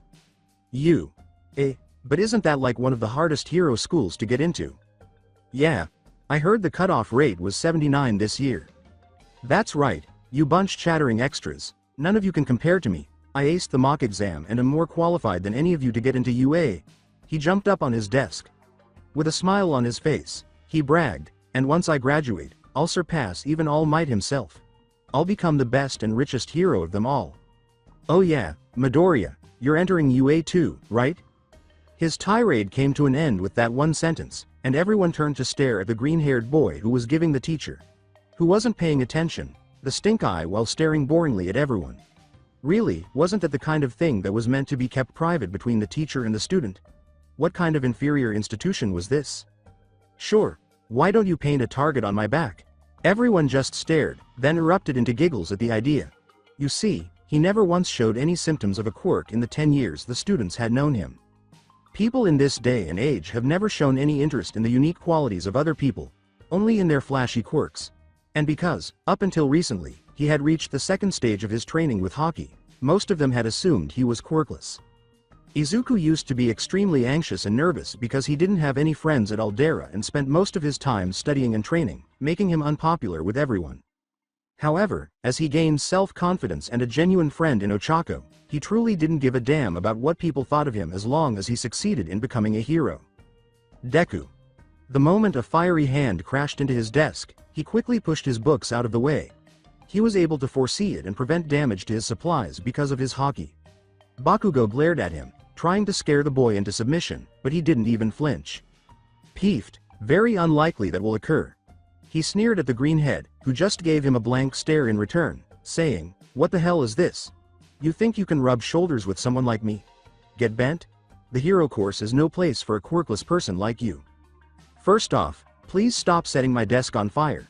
I'd rather not have to go through another school year with the smell of burnt desk wood. Second, last time I checked, this is a free country and I have a right to participate in the exam just as much as you. Especially now that they got rid of the quirk rule. Besides, it never hurts to try, right?" he asked with a straight face while Bakugo and everyone else laughed at him. "Try? You want to try? Get real, Deku. What the heck can you even do anyway?" he protested, defying everyone's laughter with his Haki. "Kachan, you don't realize how much more than you do. Uptown, close to Tatooine Station far away, a sludge-like villain stole a purse from an unwary woman as he fled the scene swiftly, not realizing that a skeletal-looking man was leaving a convenience store with clothes and drinks that were several sizes too big for him. He cried out as he fled the scene, "Ha ha, good luck losers, nobody can stop me with my quirk." He heard everyone shouting for a hero, and he noticed the commotion. Steam rose from his body from behind them as his scrawny frame gradually bulged and turned into muscle. Everyone turned to face the man, who smiled and said, "Have no fear, why?" Even the villain gasped. "Because I am here, Aldera Junior High, after-hours program." As the students started to disperse from the classroom, some engaged in conversation about games and other new topics, while others inquired about the possibility of participating in karaoke. But Izuku was going to keep training, and tonight he was going to have another study session with Ochako via Skype. Bakugo, however, grabbed his hero analysis journal and held it out of his reach before he could get it. Izuku sighed and he spoke angrily to the boy, "Deku, we're not done yet." "Naturally not. When are we?"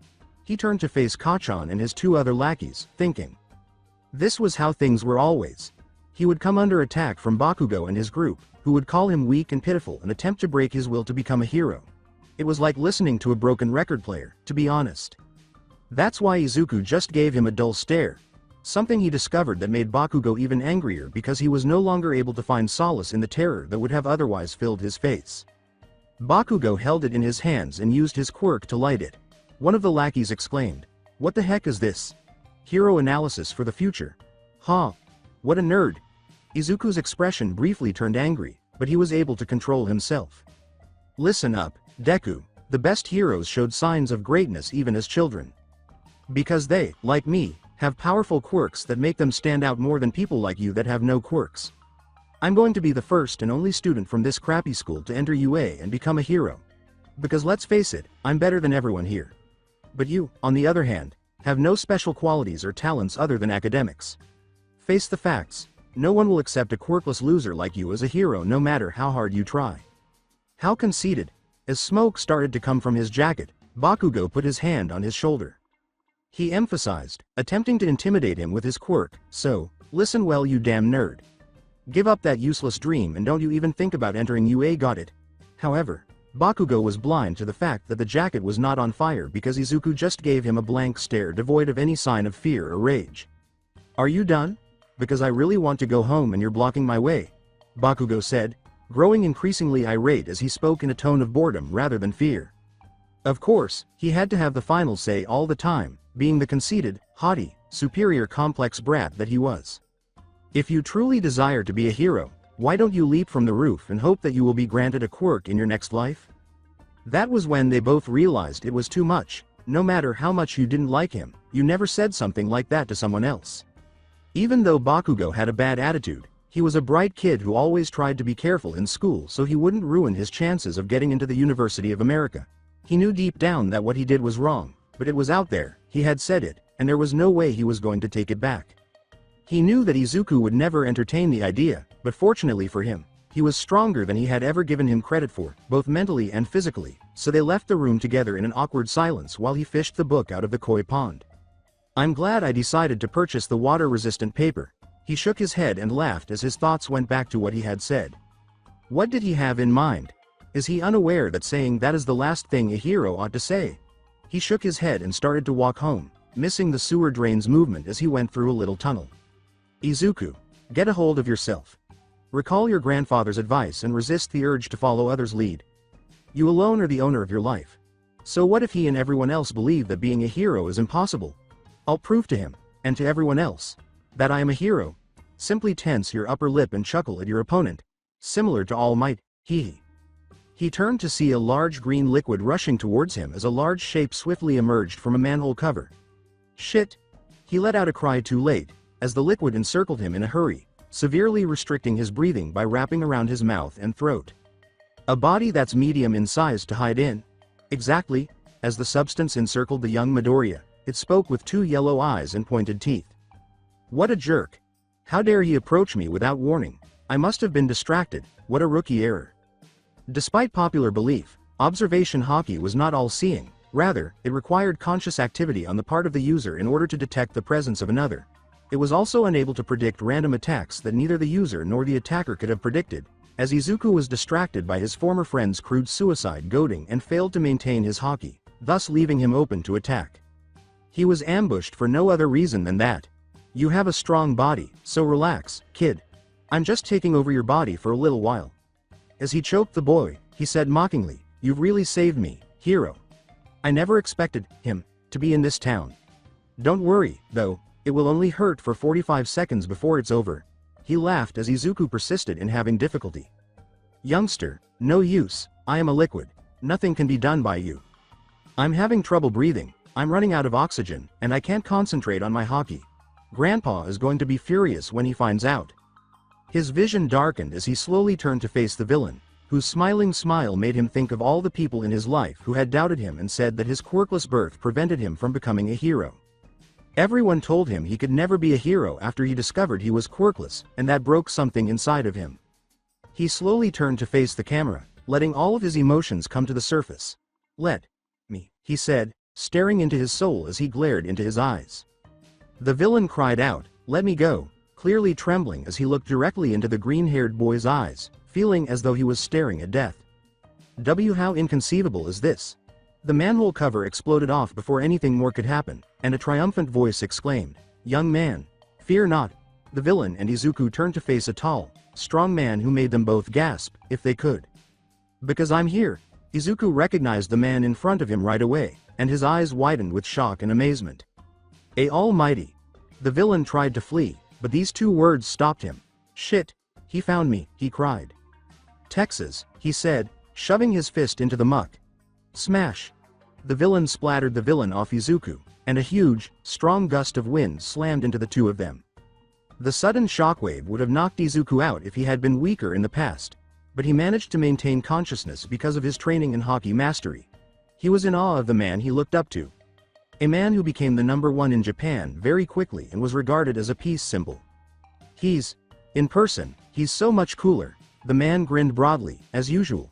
The man had managed to gather up the sludge villain's remains and stuff him into a 2L bottle of soft drink faster than Izuku could register. In front of his idol, Izuku could only numbly nod in response to his question, "Young man, are you alright?" "Thank goodness. I must apologize for getting you caught up in my villain hunt. The little bugger tried to lose me in the sewers and I got a little lost. Mistakes like that aren't my style, but thanks to your bravery I was able to contain the villain," he exclaimed as Izuku kept staring at the individual. When Midoriya finally said nothing, he said, "Kid? Are you alright?" He cried out, startled, "Wah, it's really you, All Might." "Gah. Don't scare me like that. You nearly gave me a heart attack." Sorry, it's just that you're All Might. The real All Might." Izuku quickly staggered around and grabbed his notebook as he joked, "Yes, I am well aware of who I am." The man just laughed and unfolded the little notebook. Would it be alright if you signed my notebook? I promise I'll take great care of it," the man asked. He turned the pages, searching for a place to write, "Sure thing, anything for my fans." However, as he perused the notebook, he also came across a plethora of information and figures pertaining to the majority of the heroes who were performing public service. Even the pros and cons of their quirks were listed, based on the circumstances. Wow, these are incredibly accurate and detailed. This boy is incredibly good at observation. He even has precise information about Mount Lady's quirk, even though she just made her debut today. This could get into the hands of villains, and that could be bad. He turned to the boy who was proudly and admiringly staring at him. This child is incredibly intelligent, could he? After shaking off his thoughts, he signed the document. Izuku nodded, saying that it would be a family heirloom for future generations. "Here you go, young man. Don't go trying to use that to forge my identity or something like that. That would be most villainous," he advised. He was relieved that Ochako wasn't present because he would have never heard the end of it. As Izuku was ready to leap away, a thought suddenly entered his head. For the 10 years he had been training, something had been bothering him. Something he was certain Ochako and his grandfather were unable to respond to. He needed to ask the #1 hero himself about something. As he soared over the city, All Might leapt into the air, but soon realized something wasn't quite right. "I see that I'm behind." Gazing down, he almost gave a startled look at the previous kid who was holding onto the man's waist while maintaining an oddly composed expression. "What the hell?" he shouted over the wind, "Excuse me, but there's something I got to ask you, something really important." "This is kind of invasive, kid. I love my fans, but this is too much, let go." "But it's really important. Plus, if I let go at this height, I don't think I will survive the fall." "Ah, that's a good point." All Might appeared agitated as the two landed on a rooftop. "Of all the reckless things teenagers do, this is a new one. Hopefully, someone will let you down from here if you call out." "I really have to go, kid," he said as he walked away. He exclaimed, "Wait a minute." The man was about to bolt once more when he said, "There's something really important I need to ask you, something I think only you can answer." He seemed to be stopped as he lingered close to the edge, asking himself, is it possible for someone to be recognized as a hero, even without a quirk? The man said, "Recognized without a quirk?" before becoming rigid. "Shit, not right now." Izuku nodded, oblivious to the steam emanating from the man's body. He looked down at the depressing day that was replaying in his mind. "You see, when I was 4, I was diagnosed as quirkless. The doctor said it had something to do with my toes, but that's not important." He grinned at the recollections of his grandfather's words, ignoring the man's size slightly decreasing. "Ever since I was little, I always wanted to become a hero, thinking I would be an awesome hero once I got my quirk. But when I found out I didn't have one, I was nearly crushed. At first, I thought there was no way I could be a hero. I've spent 10 years training myself in order to become a hero, pushing myself to the limit so I could fulfill my dream and my promise. But even though my family and my best friends say I can be a hero, I need to know from you. I want to know if I can become a great hero and recognized as one without a quirk. Who can save people with a fearless smile on his face," he said with a grin. "I want to know if I can become a hero just like Y." What he saw instead of All Might's bulky form was a thin, frail-looking man with blue eyes and black sclera, as well as shaggy blonde hair and 2 bangs hanging down his face. He silently gazed, attempting to process what he was witnessing. It took him a little while to find the right words. He cried out, "What the hell? Who are you? Where's All Might?" The boy became even more terrified as a waterfall of blood gushed out of his mouth. "I can assure you, kid, I am All Might Blurg." Initially, he attempted to determine whether the man was phony by using his Haki to detect deception. but he sensed no dishonesty in his voice, and the energy he felt was the same as the man who had saved him. The man sat down and he said, "All Might, is that really you? What happened to you and why do you look like that?" He lifted up his shirt, and Izuku nearly gagged at the sight. "Well kid, this is my true form. Whenever I'm out harrowing I buff my body up to use my quirk. Kind of like a guy at the pool who's constantly holding in his gut." There was a huge scar on the left side of his chest, radiating from a nasty hole-shaped scar in the middle like a horrifying spider's web. A few small healed-over holes showed that stitches had been used, and who knows what else. He felt as though something had been hammered into his chest. "Pretty nasty, huh? I got this 5 years ago from an enemy I'd rather not talk about. My respiratory system was nearly destroyed, and my stomach was removed due to the damage. I've wasted away because of the after effects of those constant surgeries. Now because of it, I can only be a hero for 3 hours a day." "No way. Was that when you faced a toxic chainsaw 5 years ago?" he asked, lowering his shirt in a self-deprecating laugh. "You've done your homework. Nah, that punk couldn't have inflicted this type of damage to me. No, this was made by an old enemy of mine that was never made public.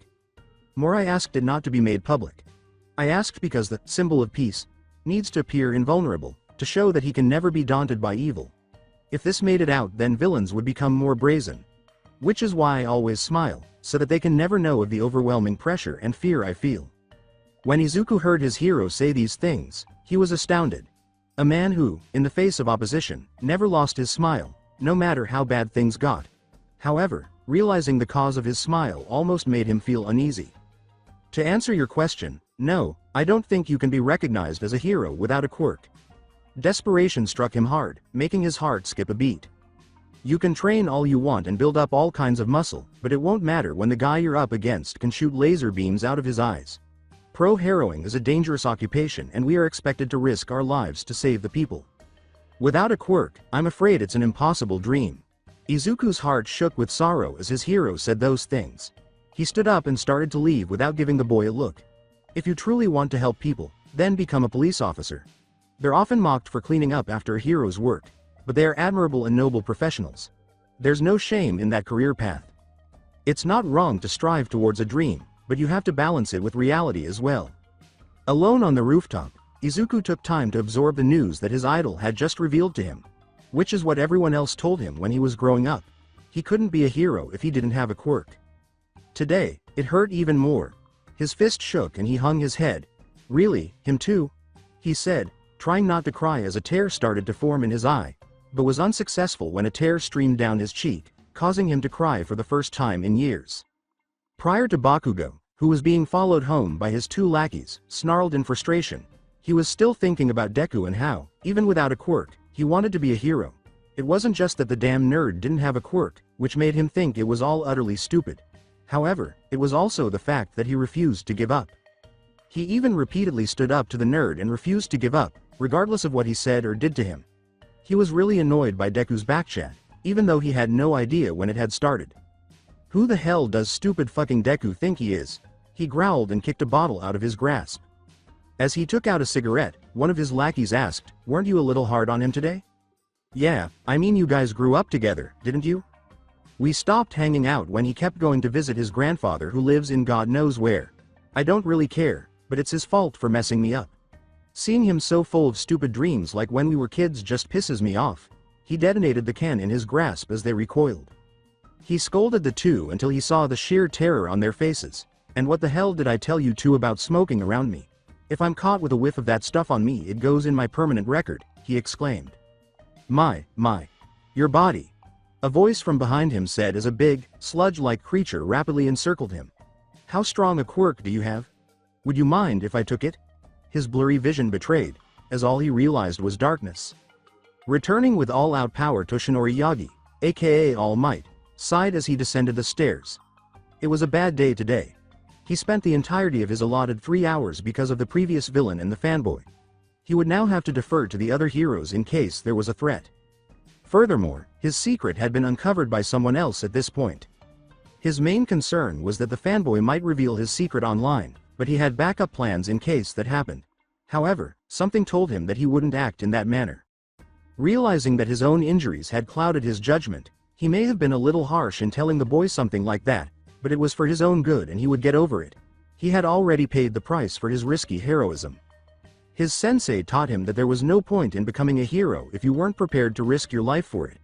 The boy reminded him of himself from years ago, and his thoughts drifted back to him.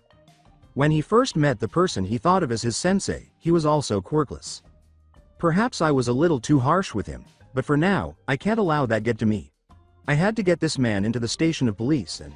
He noticed the bottle was gone when he paused to pat his trousers.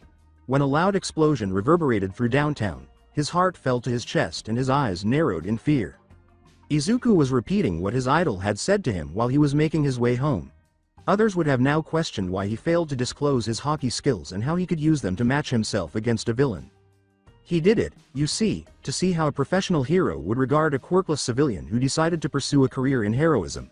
He aspired to be recognized as a hero that people could rely on, even in the absence of his Haki powers or quirk. To rescue them while wearing an unafraid smile. However, today had only confirmed what he already knew. Because of his quirky personality, he would never be accepted as a hero by the hero community or the wider world. When his idol and the source of his desire to be a hero confirmed this to him, it hurt even more. Gazing at his hands, he contemplated the 10 years of training he had undergone and pondered whether he had been squandering his time. However, a brief flashback of their early days together, when Ochako told him he was great even without a quirk, gave him newfound resolve. He shook his head and gave him a cheek slap. What the hell am I thinking? So, what if even All Might thinks I can't be a hero? Big whoop. I've had to deal with that sort of crap for all my life and I didn't let it bother me, so why should it now? He put his hand on his chest and laughed. I shouldn't care if Kachan, the world or even All Might tell me I can't be a hero. I am going to be hero. I'm going to prove them all wrong. Even if I have to do it as a quirkless Deku for the rest of my life, because one day I'll become the Deku who can do anything. He screamed while beaming with pride. He stared around the empty streets for a moment before noticing a large group of people near the market entrance. Man, it's a good thing the streets are empty or that would be embarrassing. Speaking of which, where is everyone? It's 4 p.m. The train streets should be packed by now. The whole street was on fire, but he was able to peek his way through. Despite their presence, several heroes, including Death Arms, Kamui Wood, Backdraft, and Mount Lady, were unable to maintain control over the situation. Izuku managed to sneak a peek and gasped when he saw the familiar sludgy shape of the sludge villain from before. Man, this must be one tough villain if the pros are having trouble, he questioned. He gasped in realization, that guy. What's he doing here? Did he escape from All Might or? He hissed to himself, or was it when oh god. It's my fault he escaped. Utterly oblivious to the possibility that someone else might be in a similar situation not too far away. Shit. I've reached my limit. There's nothing I can do. Cursing himself, he grasped at his side, where the injury was. Sad. I'm pathetic. Izuku turned to one of the citizens and asked, why aren't the heroes doing anything? Izuku shuddered, unable to imagine the kind of fear that must be haunting the kid he took hostage. I hear it's because that villain is holding a middle schooler hostage. They can't get close enough without dealing damage to him. When he finally made out that Bakugo was in the villain's clutches, his eyes grew even wider. Kachan. The villain roared, such a powerful quirk. He laughed, with this, I should be able to take on even All Might himself. As Bakugo kept fighting the bad guys and his explosions kept destroying more of the streets. It's all my fault. This wouldn't have happened if I hadn't stopped All Might. Asshat. Asshat. Asshat. Asshat. Feeling heavily accountable for the harm occurring, he cursed himself while surveying the scene. However, Bakugo looked up just as he was about to give up because, for a split second, the expression in his eyes told him something. Assistance. He was unaware of his past or the reasons behind his actions. But as he shot out of the crowd and charged the villain, the only thing that mattered was that he had to do something. As the young boy ran in the direction of the villain, the pro-heroes and even All Might gaped in shock. Let him go, you bastard, he yelled, sprinting after the antagonist. Deku. Bakugo thought in dismay as the antagonist uttered curses. As his sludge-like body grabbed a few pieces of concrete, the villain exclaimed, that kid again, right away. With a yell, you're dead meat kid. Take this. He threw the stone. Izuku swerved and twisted his way past the boulders, instantly activating his Haki. His body anticipated the routes they would take and shifted out of the way with an almost expert-like precision. As Izuku approached the villain, everyone was thinking, what the hell? How did he do that? As he approached, All Might thought to himself. With a growl, the sludge villain lifted one of Bakugo's arms and threw his explosion towards the young boy. He cried out, "Eat this!" as a massive explosion hurtled in his direction. Izuku felt the blast just clip the right side of his arm, his school jacket sleeve burning away. However, his arm was fine when the flames went out because his fair skin had not even a single burn on it. He roared, "What the hell?" as All Might gasped in disbelief. Izuku ran toward the villain and pulled back his arm. He directed his Haki into his right arm, putting his training into overdrive. Then, to the surprise of both Bakugo and the number 1 hero, a strange black metallic substance was applied to his arm. How absurd is that? I believed he claimed to be quirkless. As the young man dashed to hit the villain with his fist, All Might thought.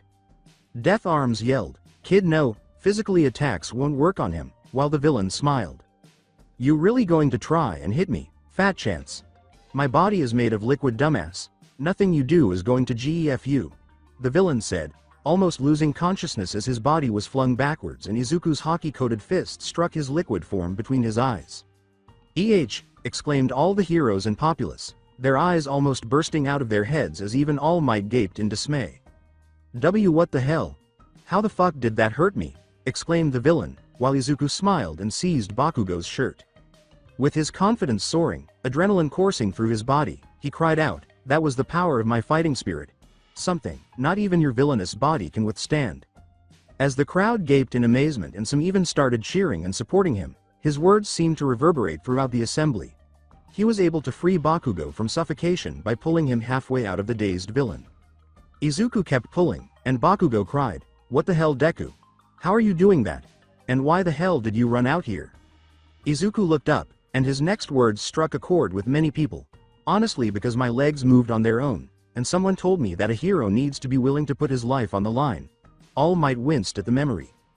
"Besides, you looked like you needed help?" He said something that deeply resonated with All Might, who gasped and gripped the pole even harder. Steam rolled off his body as his arms started to grow. "I really am pathetic." The villain roared, "Arg! You brat," as he pulled on Bakugo, and Izuku kept pulling too. As he struggled to extract his old friend, his feet dug into the concrete. He tried to bash his face with a small piece of rubble and the sludge whipped out. However, Izuku was just in time to dodge the blow as it grazed the area just below his eye. But he kept pulling, not giving a thought to that. Death Arms cried, "Just hang on, kid," as he and the other heroes leapt into action. The villain snarled and grabbed more rocks to hurl at the heroes, shouting, "Help is coming." He roared, forcing them to retreat, saying, "Stop, stay back." His gaze was fixed only on Izuku as he quickly reached out to seize him. He roared, "I'll finish you off for good this time," as Izuku swore and prepared to give his life to save Bakugo. The crowd and the villain gasped in surprise as a large figure suddenly appeared in his path and stopped the Liquid's attempt to grab him. The man smiled and they cried out, "All Might." Blood spurted from his mouth as he swiftly dragged the two boys away from the villain. "I really am pathetic," he said, speaking low enough for Izuku to hear as he stared at the back of the man. "I told you what it takes to be a hero, yet I didn't practice what I preached. A pro hero should always be ready to risk his life. Thank you for reminding me, young man." The sludge villain cried, "No, not again," as All Might threw his fist. With all of his might, he swung his fist and said, "Detroit." Smash!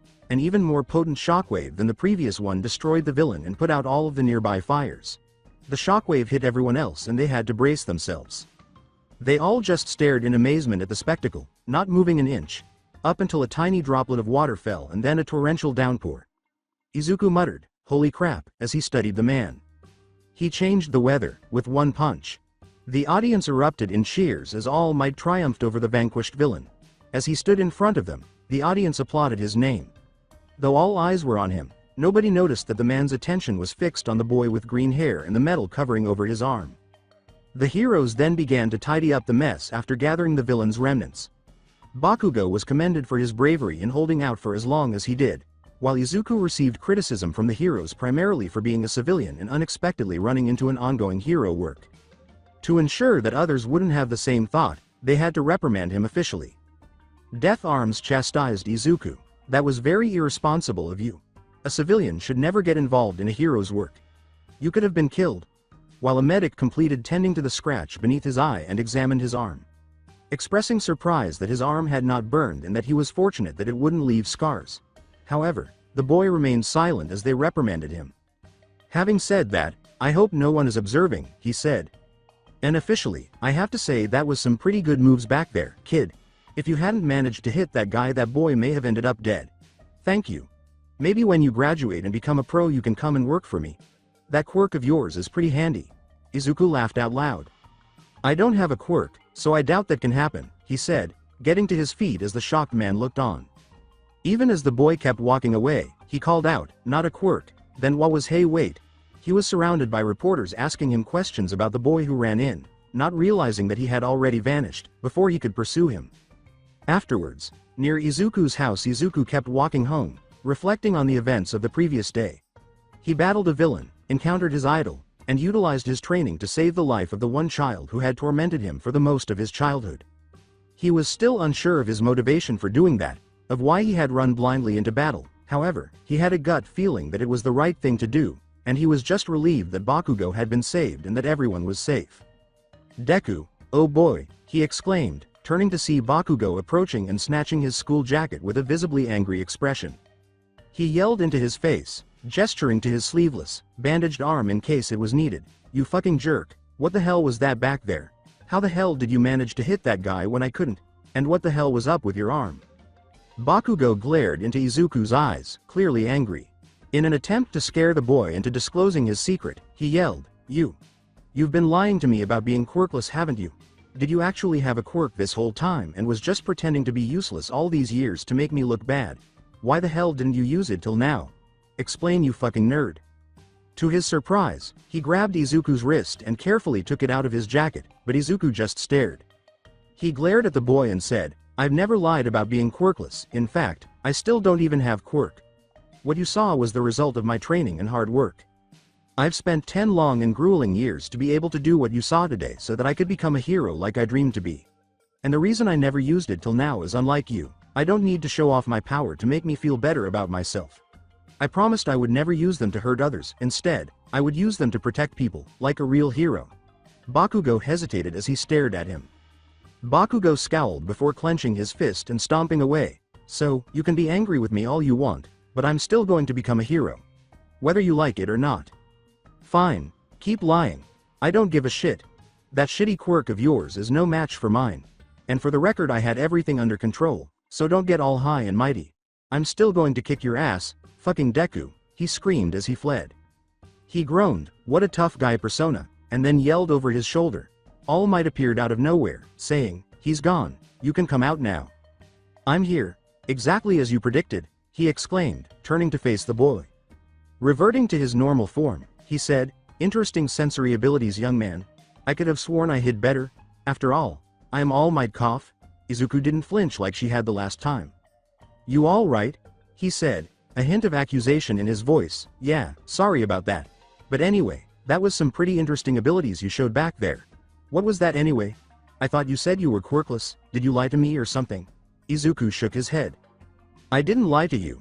My abilities just aren't quirk related. It's a fighting style my grandfather taught me when I was 4 years old. He calls it Haki. Izuku nodded, and he mouthed the word, Haki? Yeah, it uses my fighting spirit to coat my attacks in my spirit, I guess you could say, and utilize it as a weapon. With it, my body is physically stronger. My senses become sharper, allowing me to predict my enemy's attacks, and I am able to use it to physically harm another individual by attacking their spirit with my own. It's especially effective against those with intangible or unstable bodies, he said.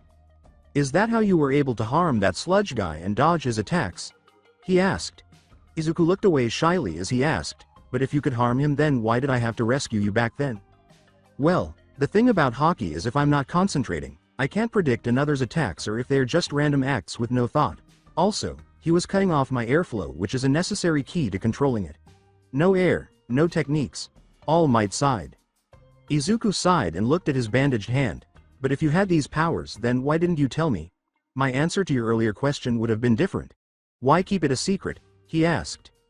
That's exactly the reason why. I wanted to know if I could be seen as a hero even if I never had my Haki or a quirk. I wanted to know, from you, if there was even a slight possibility that I could be a hero without one. It was a test to see how you would respond, and you said the same thing as everyone else in my life, every time. When he realized the children's reasoning, All Might hung his head and he looked sorrowfully embarrassed. Kid, Izuku shook his head, and All Might blinked, but you know what I realized? I realized that I shouldn't care what anyone thinks. If everyone just did as they were told, then some of the greatest people on Earth wouldn't have been recognized for his or her great achievements. I decided that if everyone thinks I can't be a hero, then I'll just have to prove them wrong and become one without a quirk. His eyes were filled with tenacity. I will always respect you, All Might, more so knowing that you continue being a hero despite your injury and limits. It's something I find truly inspiring, but I'm going to prove you wrong. I'm going to become a hero even if I have to go up against the whole world to do it. He raised his hand to the heavens. He exclaimed, because I made a promise to myself, and a dear friend of mine years ago, that I will become a hero. Because my name is Izuku Midoriya and one day it will be the Deku who can do anything. As All Might listened to every word, felt something stir inside of him, and smiled. He is the one. Izuku blushed slightly and then bowed. Anyway, I'm sorry I got in the way of your harrowing and let the monster escape. I promise it will never happen again and I hope to see you again one day in the future. Goodbye. He began to turn around. Wait, kid, he exclaimed, causing the boy to halt. He looked confused as All Might stared into his eyes. There's a reason I came looking for you. Both to thank you, revise something I said earlier and offer you a proposal. If you hadn't jumped into action, if you hadn't told me your life story, I would have just been another bystander on the street and that Bakugo kid would have been done for. Then all my words would have been empty and insincere. Thank you, for reminding me what it means to be a hero. Izuku looked up in awe and shook his. No, you don't have to apologize. Like I said, it was my fault he got away. All I really did was get in your way. The man smiled at Izuku, who stared in shock. No, to be honest, out of everyone there, you were the bravest of us all. You acted when no one else could and saved the life of that little boy. Truly, you spurred me into action, the man said. Do you want to know something about the greatest heroes that existed? They showed signs of greatness because they all claimed that in times of turmoil, their bodies just moved on their own. Which is what I'm guessing happened to you, right? His heart was beating in his chest and he raised his eyebrows. I felt so, kid. I wanted to let you know, he said, feeling his heart quicken and tears welling up in his eyes. That you can be a hero. Izuku still couldn't quite put it into words, but he treasured the feeling because it gave him hope. It was an intensely similar feeling to what he had experienced years earlier with his grandfather and Ochako. In a nutshell, he would say that it was happy. Glad even his hero idol believed he was capable of being a hero. Thank you, All Might, you have no idea how much that means to. Which is why I want you to inherit my quirk. As he looked into his hero's grave face and tried to comprehend what he had said, a beat of silence enveloped the little street. To make sure he heard him correctly, he blinked, cleared his ear, and even shook his head.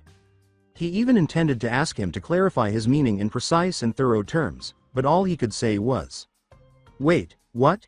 Izuku stood before the ultimate hero, All Might, the symbol of peace, and stared in disbelief. The man who was known for single-handedly drastically lowering Japan's crime rate and turning himself into a presence that discouraged crime. He had gained the title of Symbol of Peace for his deeds. Furthermore, just a few hours prior, the fabled hero himself saved him and even helped him defeat the sludge villain. After first telling him he couldn't, the man continued by telling him that, thanks to his bravery, he could actually be a hero. This is what Izuku ought to be concentrating on, though. You want me to what? The man nodded his head, and he stared in shock. I want you to inherit my quirk. What part of that didn't you understand? Oh, I don't know, maybe the whole inheriting thing. What kind of a question is that? Inherit your quirk. Do you have any idea how insane that sounds? Why, you can't just give a quirk away like a present or a pair of socks. They're supposed to be individual powers that are unique to a single person. Sure, there are cases of the same quirks being passed down genetically, although with a few differences, but you're talking about actually giving me your quirk. And as far as I know, we are not related, although that would be totally awesome being related to you. And not in a weird way, and it's impossible because I know who my father is. But then again, I haven't seen him in 10 years and blah, blah, blah, blah. Asterisk, he trailed off into a mutter as All Might just stared perplexed. He sighed, not hearing him say, kid, I think you're overthinking this whole thing. Knock it off already.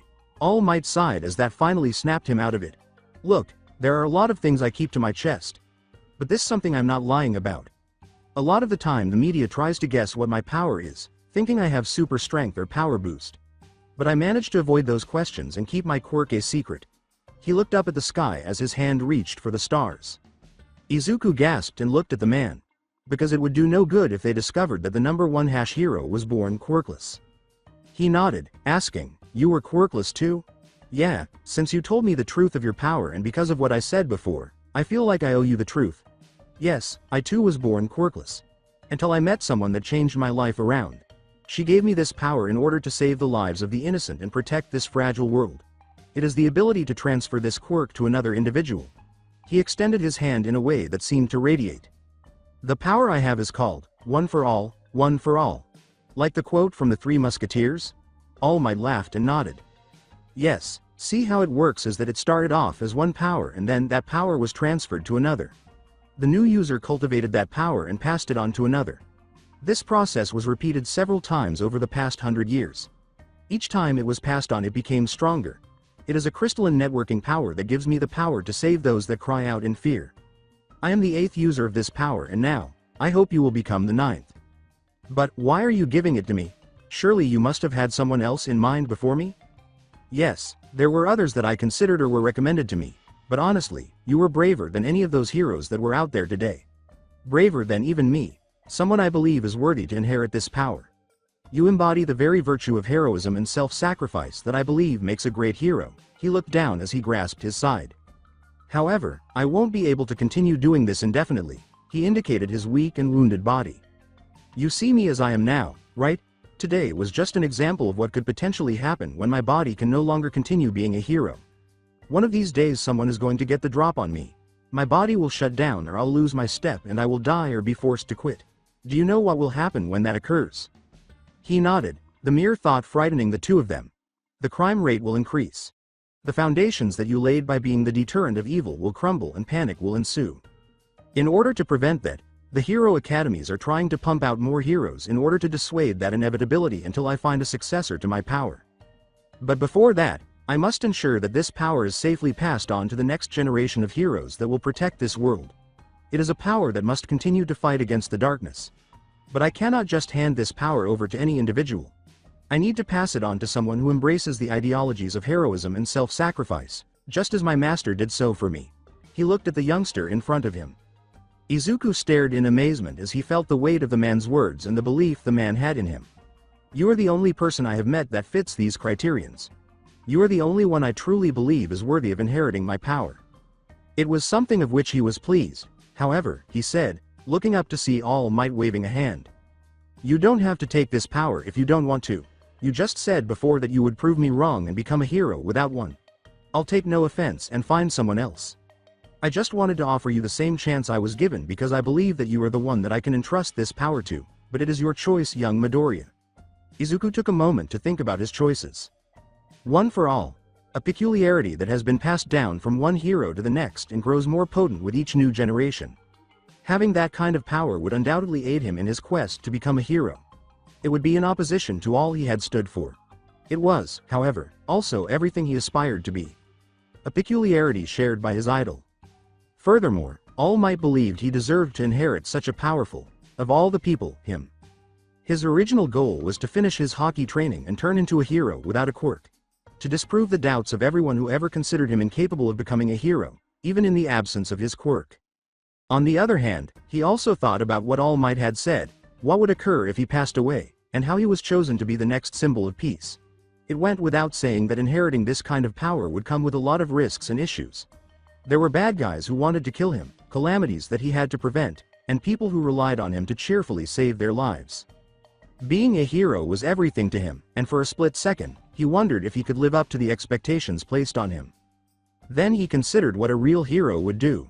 This duty, this ability to defend the defenseless and helpless, would be assumed by a true hero, who would put it to good use. To relieve the man's burden, assuring him that he would preserve the order he established and carry on his legacy, after he had done so much for the world without complaining. He was aware of the response. "Yes, I'll do it, I'll inherit your quirk and become the next symbol of peace." The mighty laughed. "Thank you, young man. In the meantime, Uraraka Residence, Mie Prefecture." With a sigh, Ochako Uraraka set down her school bag and collapsed onto her bed. That day had felt especially long at school, and she was just relieved to be able to unwind at home. Naturally, She still had training to complete as well as the study session she had with Izuku scheduled for later that evening. However, even she occasionally needed to unwind. She concentrated on a small picture frame that rested on the bedside table and turned to face the side of her bed. The picture was taken outside his grandfather's dojo, showing a young Izuku and a young Ochako in their training uniforms. On the day the two advanced to the next level of their training, a picture was taken to mark the occasion. Glancing at her childhood friend's determined and smiling face, she smiled. Her entire life had changed when she first met him 7 years ago. Her family's wealth was increasing, but not to the point where they could live luxuriously. Because of his analysis and recommendations, she was taking her hero training more seriously than she had previously, and she had been able to exert more control over her quirk.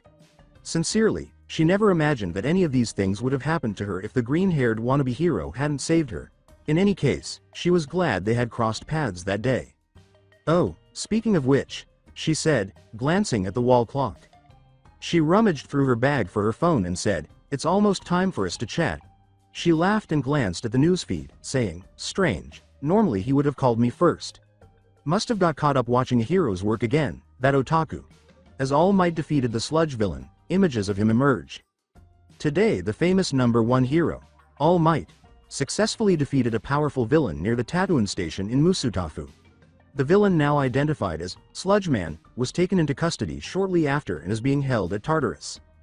As she looked around, the news reporter said, she watched the news and thought, "Oh, something about All Might in his area, he would definitely be all over that." Several heroes were already in combat with the villain when he had taken a local middle schooler as a hostage, identified as Katsuki Bakugo, who possessed a powerful explosive-based quirk. The explosive fire and hostage situation made it difficult for the heroes to intervene.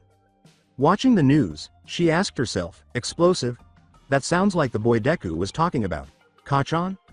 For a time, it seemed that the heroes couldn't do anything until a bystander rushed out onto the scene. "Bystander?" she thought to herself as she watched the news, uneasy. Another local middle schooler apparently rushed onto the scene, despite the warnings of the pro-heroes. Then Ochako's eyes went wide with shock as the images showed a boy with green hair rushing past the crowd. "Deku-kun?" she cried out, observing him dash. The middle schooler, now identified as fellow middle schooler Izuku Midoriya, rushed onto the scene and managed to physically harm the villain with an unidentified quirk. His actions were apparently enough to stop the hostage from choking until All Might saved the day.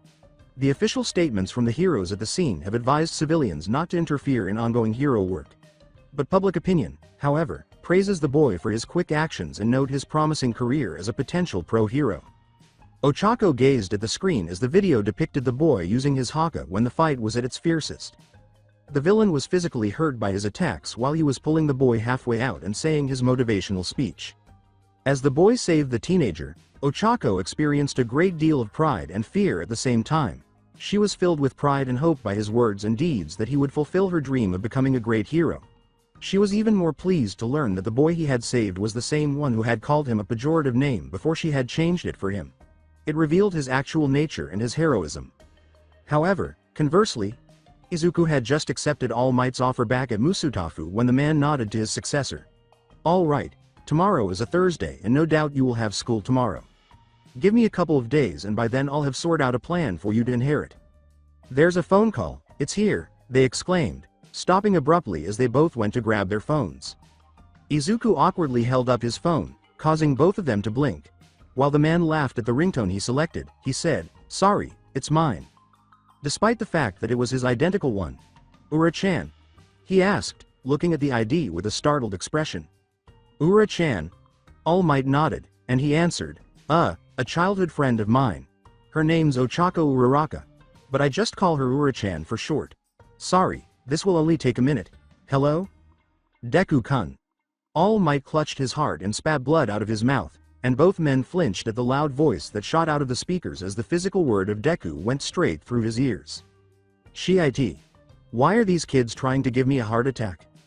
The sound of his childhood friend's desperate concern kept coming out of the speaker. "Deku-kun. I just saw you on the news. Are you okay? Did you get hurt? Are you hurt? What the heck happened over there?" His ears were still ringing. Izuku nodded and All Might joked, wiping his ear, "She sounds concerned." He muttered, "You have no idea," and returned his focus to the phone. "You Ura-chan. Yes, I'm okay. I was just on my way home when I got caught up in the incident, nothing major and nothing I couldn't handle. Are you sure? The person on the other end could feel her eyes narrow. Yes, I am perfectly fine. I'm just on my way home now, she said. He winced as his fingers touched the bandages on his arm and under his eye as a precaution. So, you didn't get hurt, not a single scratch? He asked. Izuku, she emphasized, causing him to wince twice at this. All Might smirked and exclaimed, oh, she called me Izuku, not Deku. She only calls me that when I've messed up. How is it a good thing not to be called Deku? Well, I may have gotten a little scratched up, but I am completely fine, nothing major, and I had my Haki up, I was perfectly fine. Trust me, he attempted to reassure her. But why did you run in like that? I know that he was one of your classmates, but why did you just rush in? What were you thinking? She asked him with a sigh. It's because it was my fault the villain was there in the first place. I got in the way of a hero's work and the villain escaped. And when I saw that Kachan was taken hostage, my body moved before I could think because it knew I had to do something to make it right. I knew it was risky and I knew that I should have just waited for another hero, but someone told me that a hero has to be willing to put his life on the line to save others.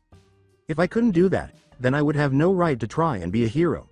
I'm sorry I made you worry.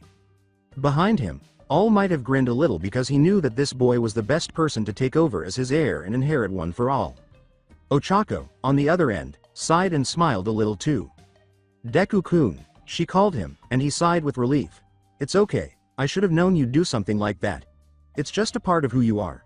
But that doesn't mean you can keep doing that kind of stuff, she said, sounding irritated and demanding. He recoiled. He quickly nodded his head even though she couldn't see him, saying, You're not a licensed hero yet, and I don't want you to do any unnecessarily reckless things until we're both pro-heroes, understand? She nodded, and he stiffly replied, Why yes, Ura-chan. I promise I won't do anything reckless until we're licensed. Good, I'll call you later when you get home. We still have our study session on tonight, he replied. I remember. I'll call you around 7, okay? Okay. Bye Deku, say hi to Inko-san for me. She hung up. I will, hearing his relieved sigh. With a knowing smile on his face, he turned to face All Might, who appeared perplexed. What? Nothing. I'll text you the address later with where to meet up. He raised his eyebrows. He thought, Young love. Such a beautiful thing, as they parted ways and exchanged phone numbers. The next symbol of peace, Deku, was about to embark on his journey as the sun started to set and the wheels of fate turned. The next day at Aldera Junior High School, unfortunately, Izuku had to put that off because she still needed to get to school. All Might told him to meet him at Dagoba Beach on Saturday so they could arrange his training to inherit his power after they met and dealt with his terrified mother once he got him. Given that the incident occurred on a Wednesday rather than a Friday, it appears that he was still obliged to attend school despite being involved in a villain incident the other day. Which made it possible for All Might to start developing a plan for the young child while he was in school. However, Izuku's main concern was Bakugo, an old friend from his youth. The boy was upset with him the other day when, in response to All Might's unexpected appearance on national television, he displayed his Haki skills and prevented Bakugo from being eaten by the sludge villain. The boy had been very clear about how angry he was with him for years, having hidden his quirk. He fervently thought that Deku was concealing his quirk in order to discredit him and take his spotlight, even though that was untrue. He was concerned about what the boy would do if he saw him again, fearful that he might even attempt to start a quarrel with him to see who has the greatest quirk. Izuku groaned as he entered the school. "Aw man, I'm really not looking forward to this."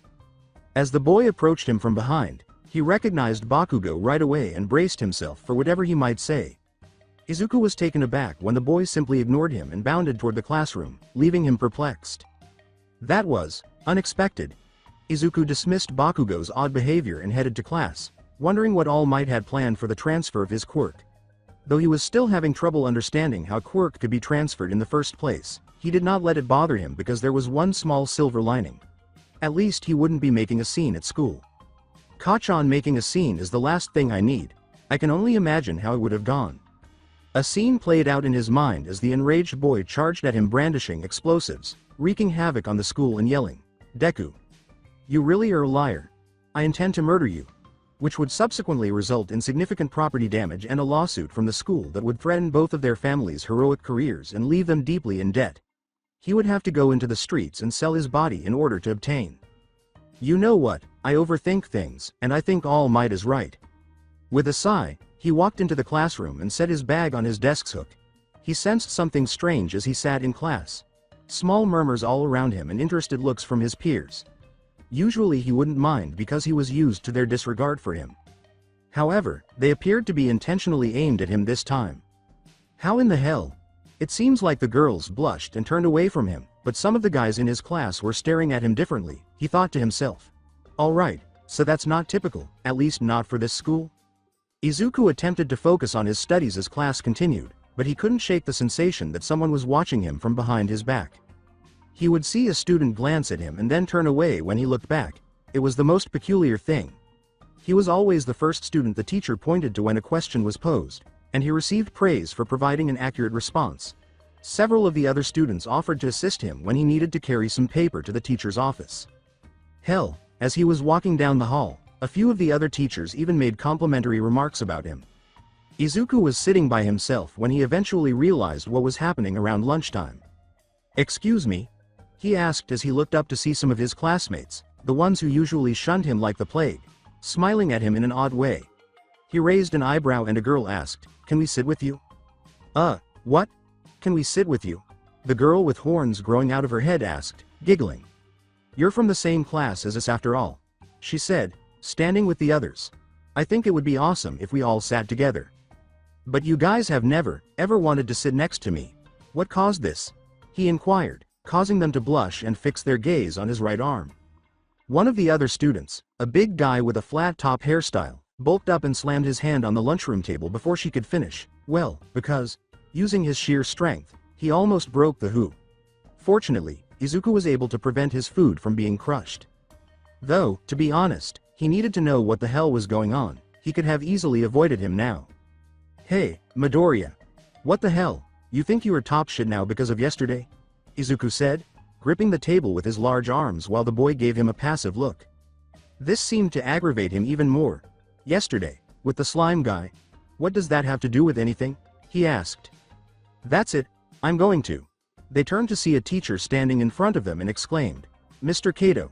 Glaring at the boy, he said, "You wouldn't happen to be picking on one of your fellow classmates now, or using your quirk during school hours, would you?" He set the boy down again, and the boy winced. "No sir, we're just talking about things, that's all," he uttered before turning to walk away with his entourage.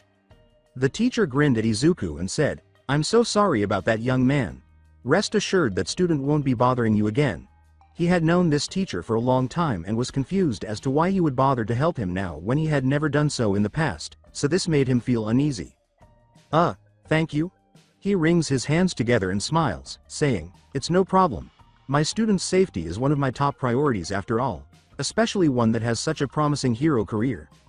I must admit though it was a shock to see one of my own students being involved with that villain incident the other day. But I was even more surprised that you possess such a powerful quirk. It truly was amazing." "So that's what it was," I said. It dawned on him now why he was receiving different treatment from everyone around him. Everyone had watched the news footage of the incident from last night, including how he hurt the villain. They had erred in believing that his weapon, Haki, was a quirk of his own. They were now treating him as though he were one of them as a result. As if the previous 10 years of harassment and seclusion were merely a minor error that could be ignored.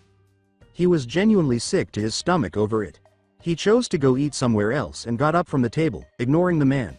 He was gone by the time the teacher turned the corner and tried to call out to him. Rooftop Izuku was sitting on the school's roof, gazing up at all the passing clouds overhead. His thoughts strayed to the past 10 years of his life and how a single day had appeared to alter everything. He had previously experienced rejection, bullying, and disregard in all spheres of social life.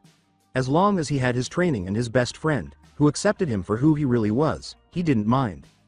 How come he found it offensive that he was being treated differently by everyone? Gazing up at the clouds that had flown by him, he sighed. His thoughts were still racing from the teacher's remarks, wondering what it would be like to inherit All Might's quirk. What kind of treatment would he receive if he truly had a quirk? Would everything proceed as it did prior to his disclosure of his Haki abilities, with him emerging as the group's loser? Or would everything proceed as it did before? To be honest, he had no idea. He pulled out his phone to discover a text from Ochako when he heard a gentle buzzing. "Ura-chan. Hi, how are you, Deku?" "Deku. I'm alright. but this place is treating me strangely. What's weird, Ura-chan? Deku.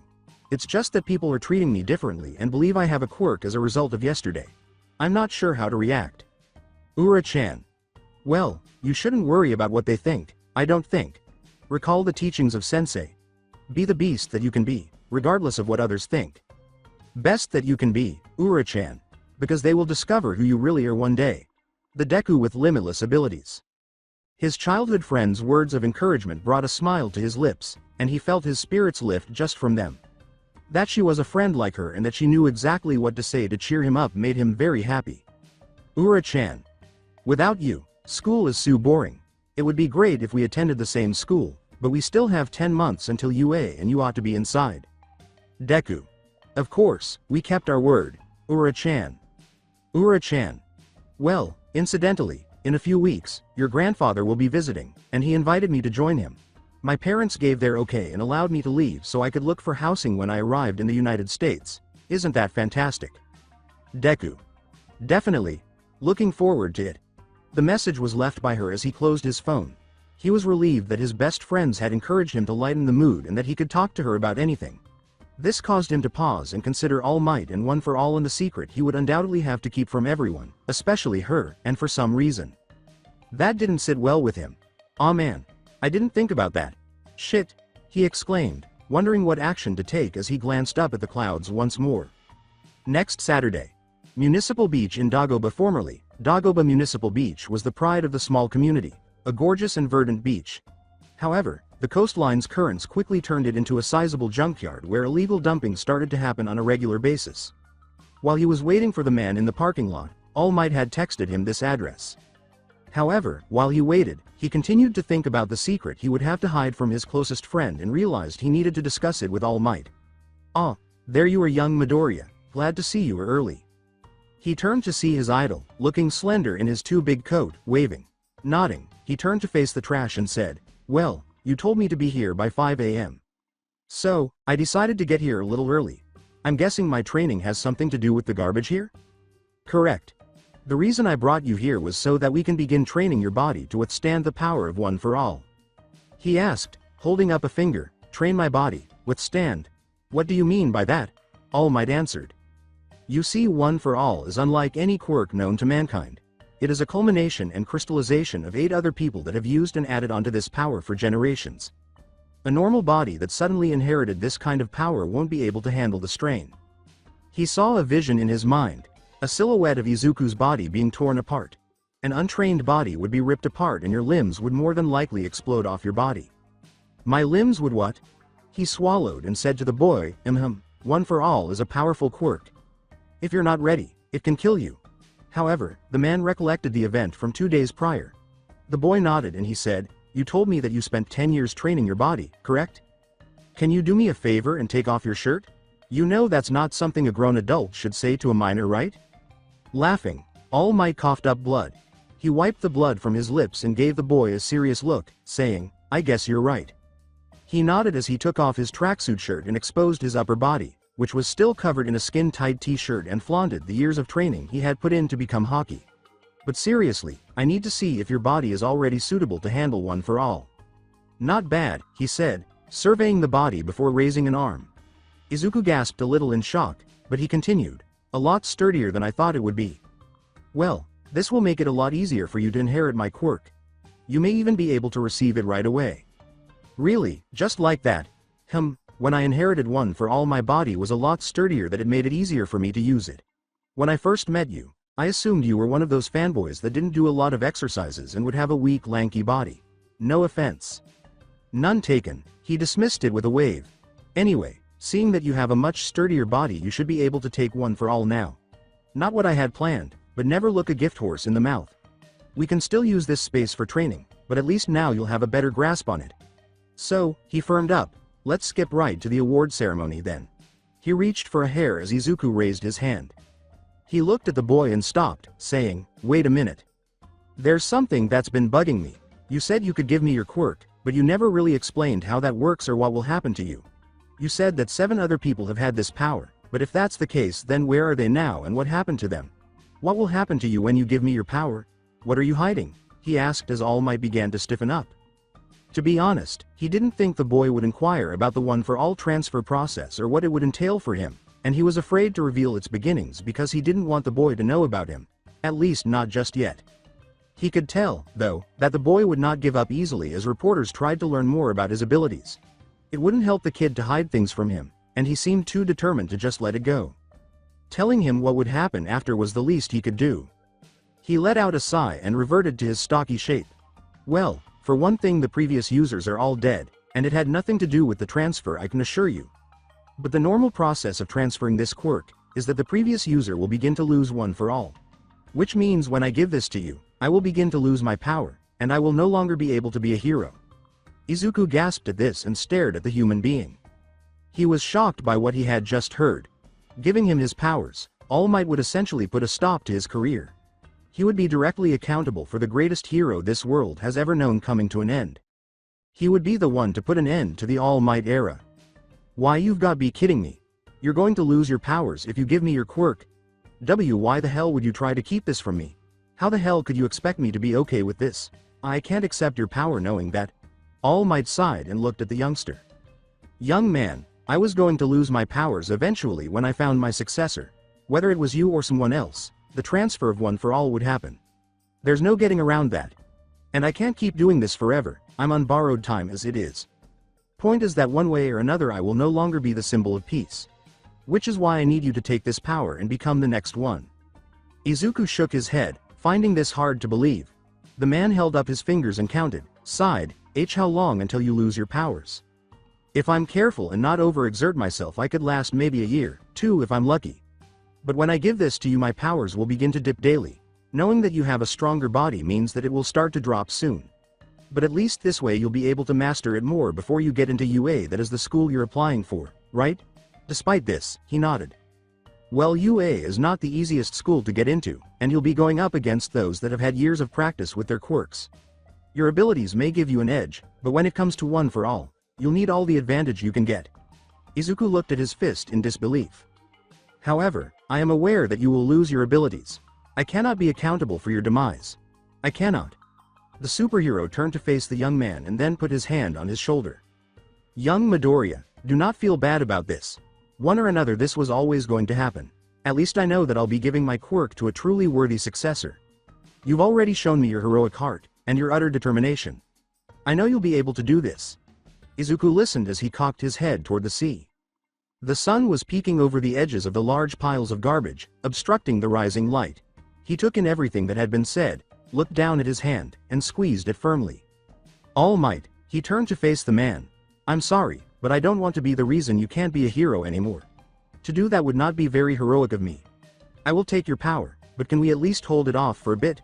Just until I feel like I'm ready to take this power from you. A tear streamed down his face as he realized he was disappointing the man who had only smiled and looked at the boy.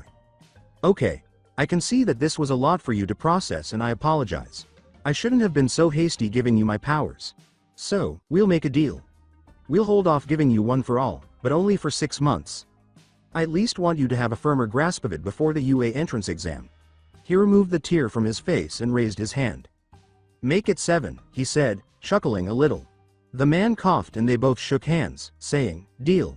Well then, seeing as you won't be taking in my powers just yet and factoring in your body, I'll have to edit my plans for you.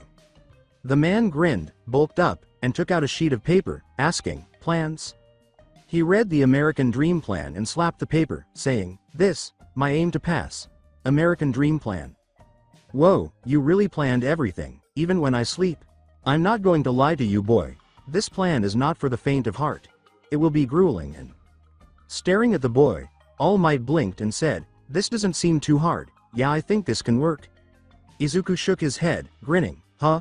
What do you mean this isn't hard?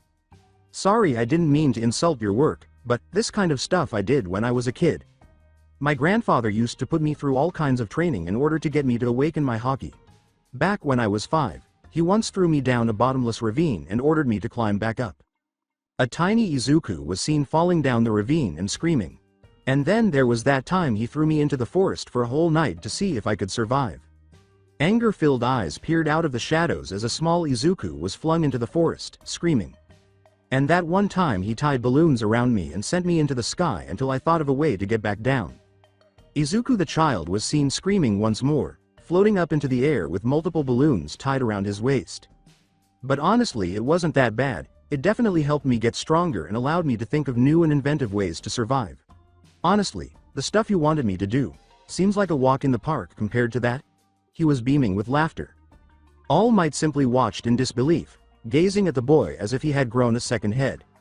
Kid, any one of those circumstances could be mistaken for abuse of a child. As he gazed at the boy, he thought. He motioned to the big piles before grabbing the top of a refrigerator and saying, "Anyway, sounds like I need to edit this plan and come up with a new one. Factoring in both your abilities and your body. But the main point is for you to clean this beach. Think of it as the starting point for your career as a hero, by helping the community. Back in the day, heroes used to do things like this before it all became about popularity and fame. This will remind you about the roots of hero work and why it must never be forgotten." He smashed the refrigerator to pieces with the sun ahead of him. Izuku gaped in amazement, then nodded and pounded his fists together, covering one arm in Haki. He nodded, saying, "All right, let's do it, sensei."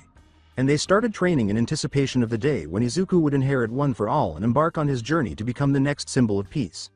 But he knew that at some point he would have to discuss his best friend and the secret he needed to tell him with the man.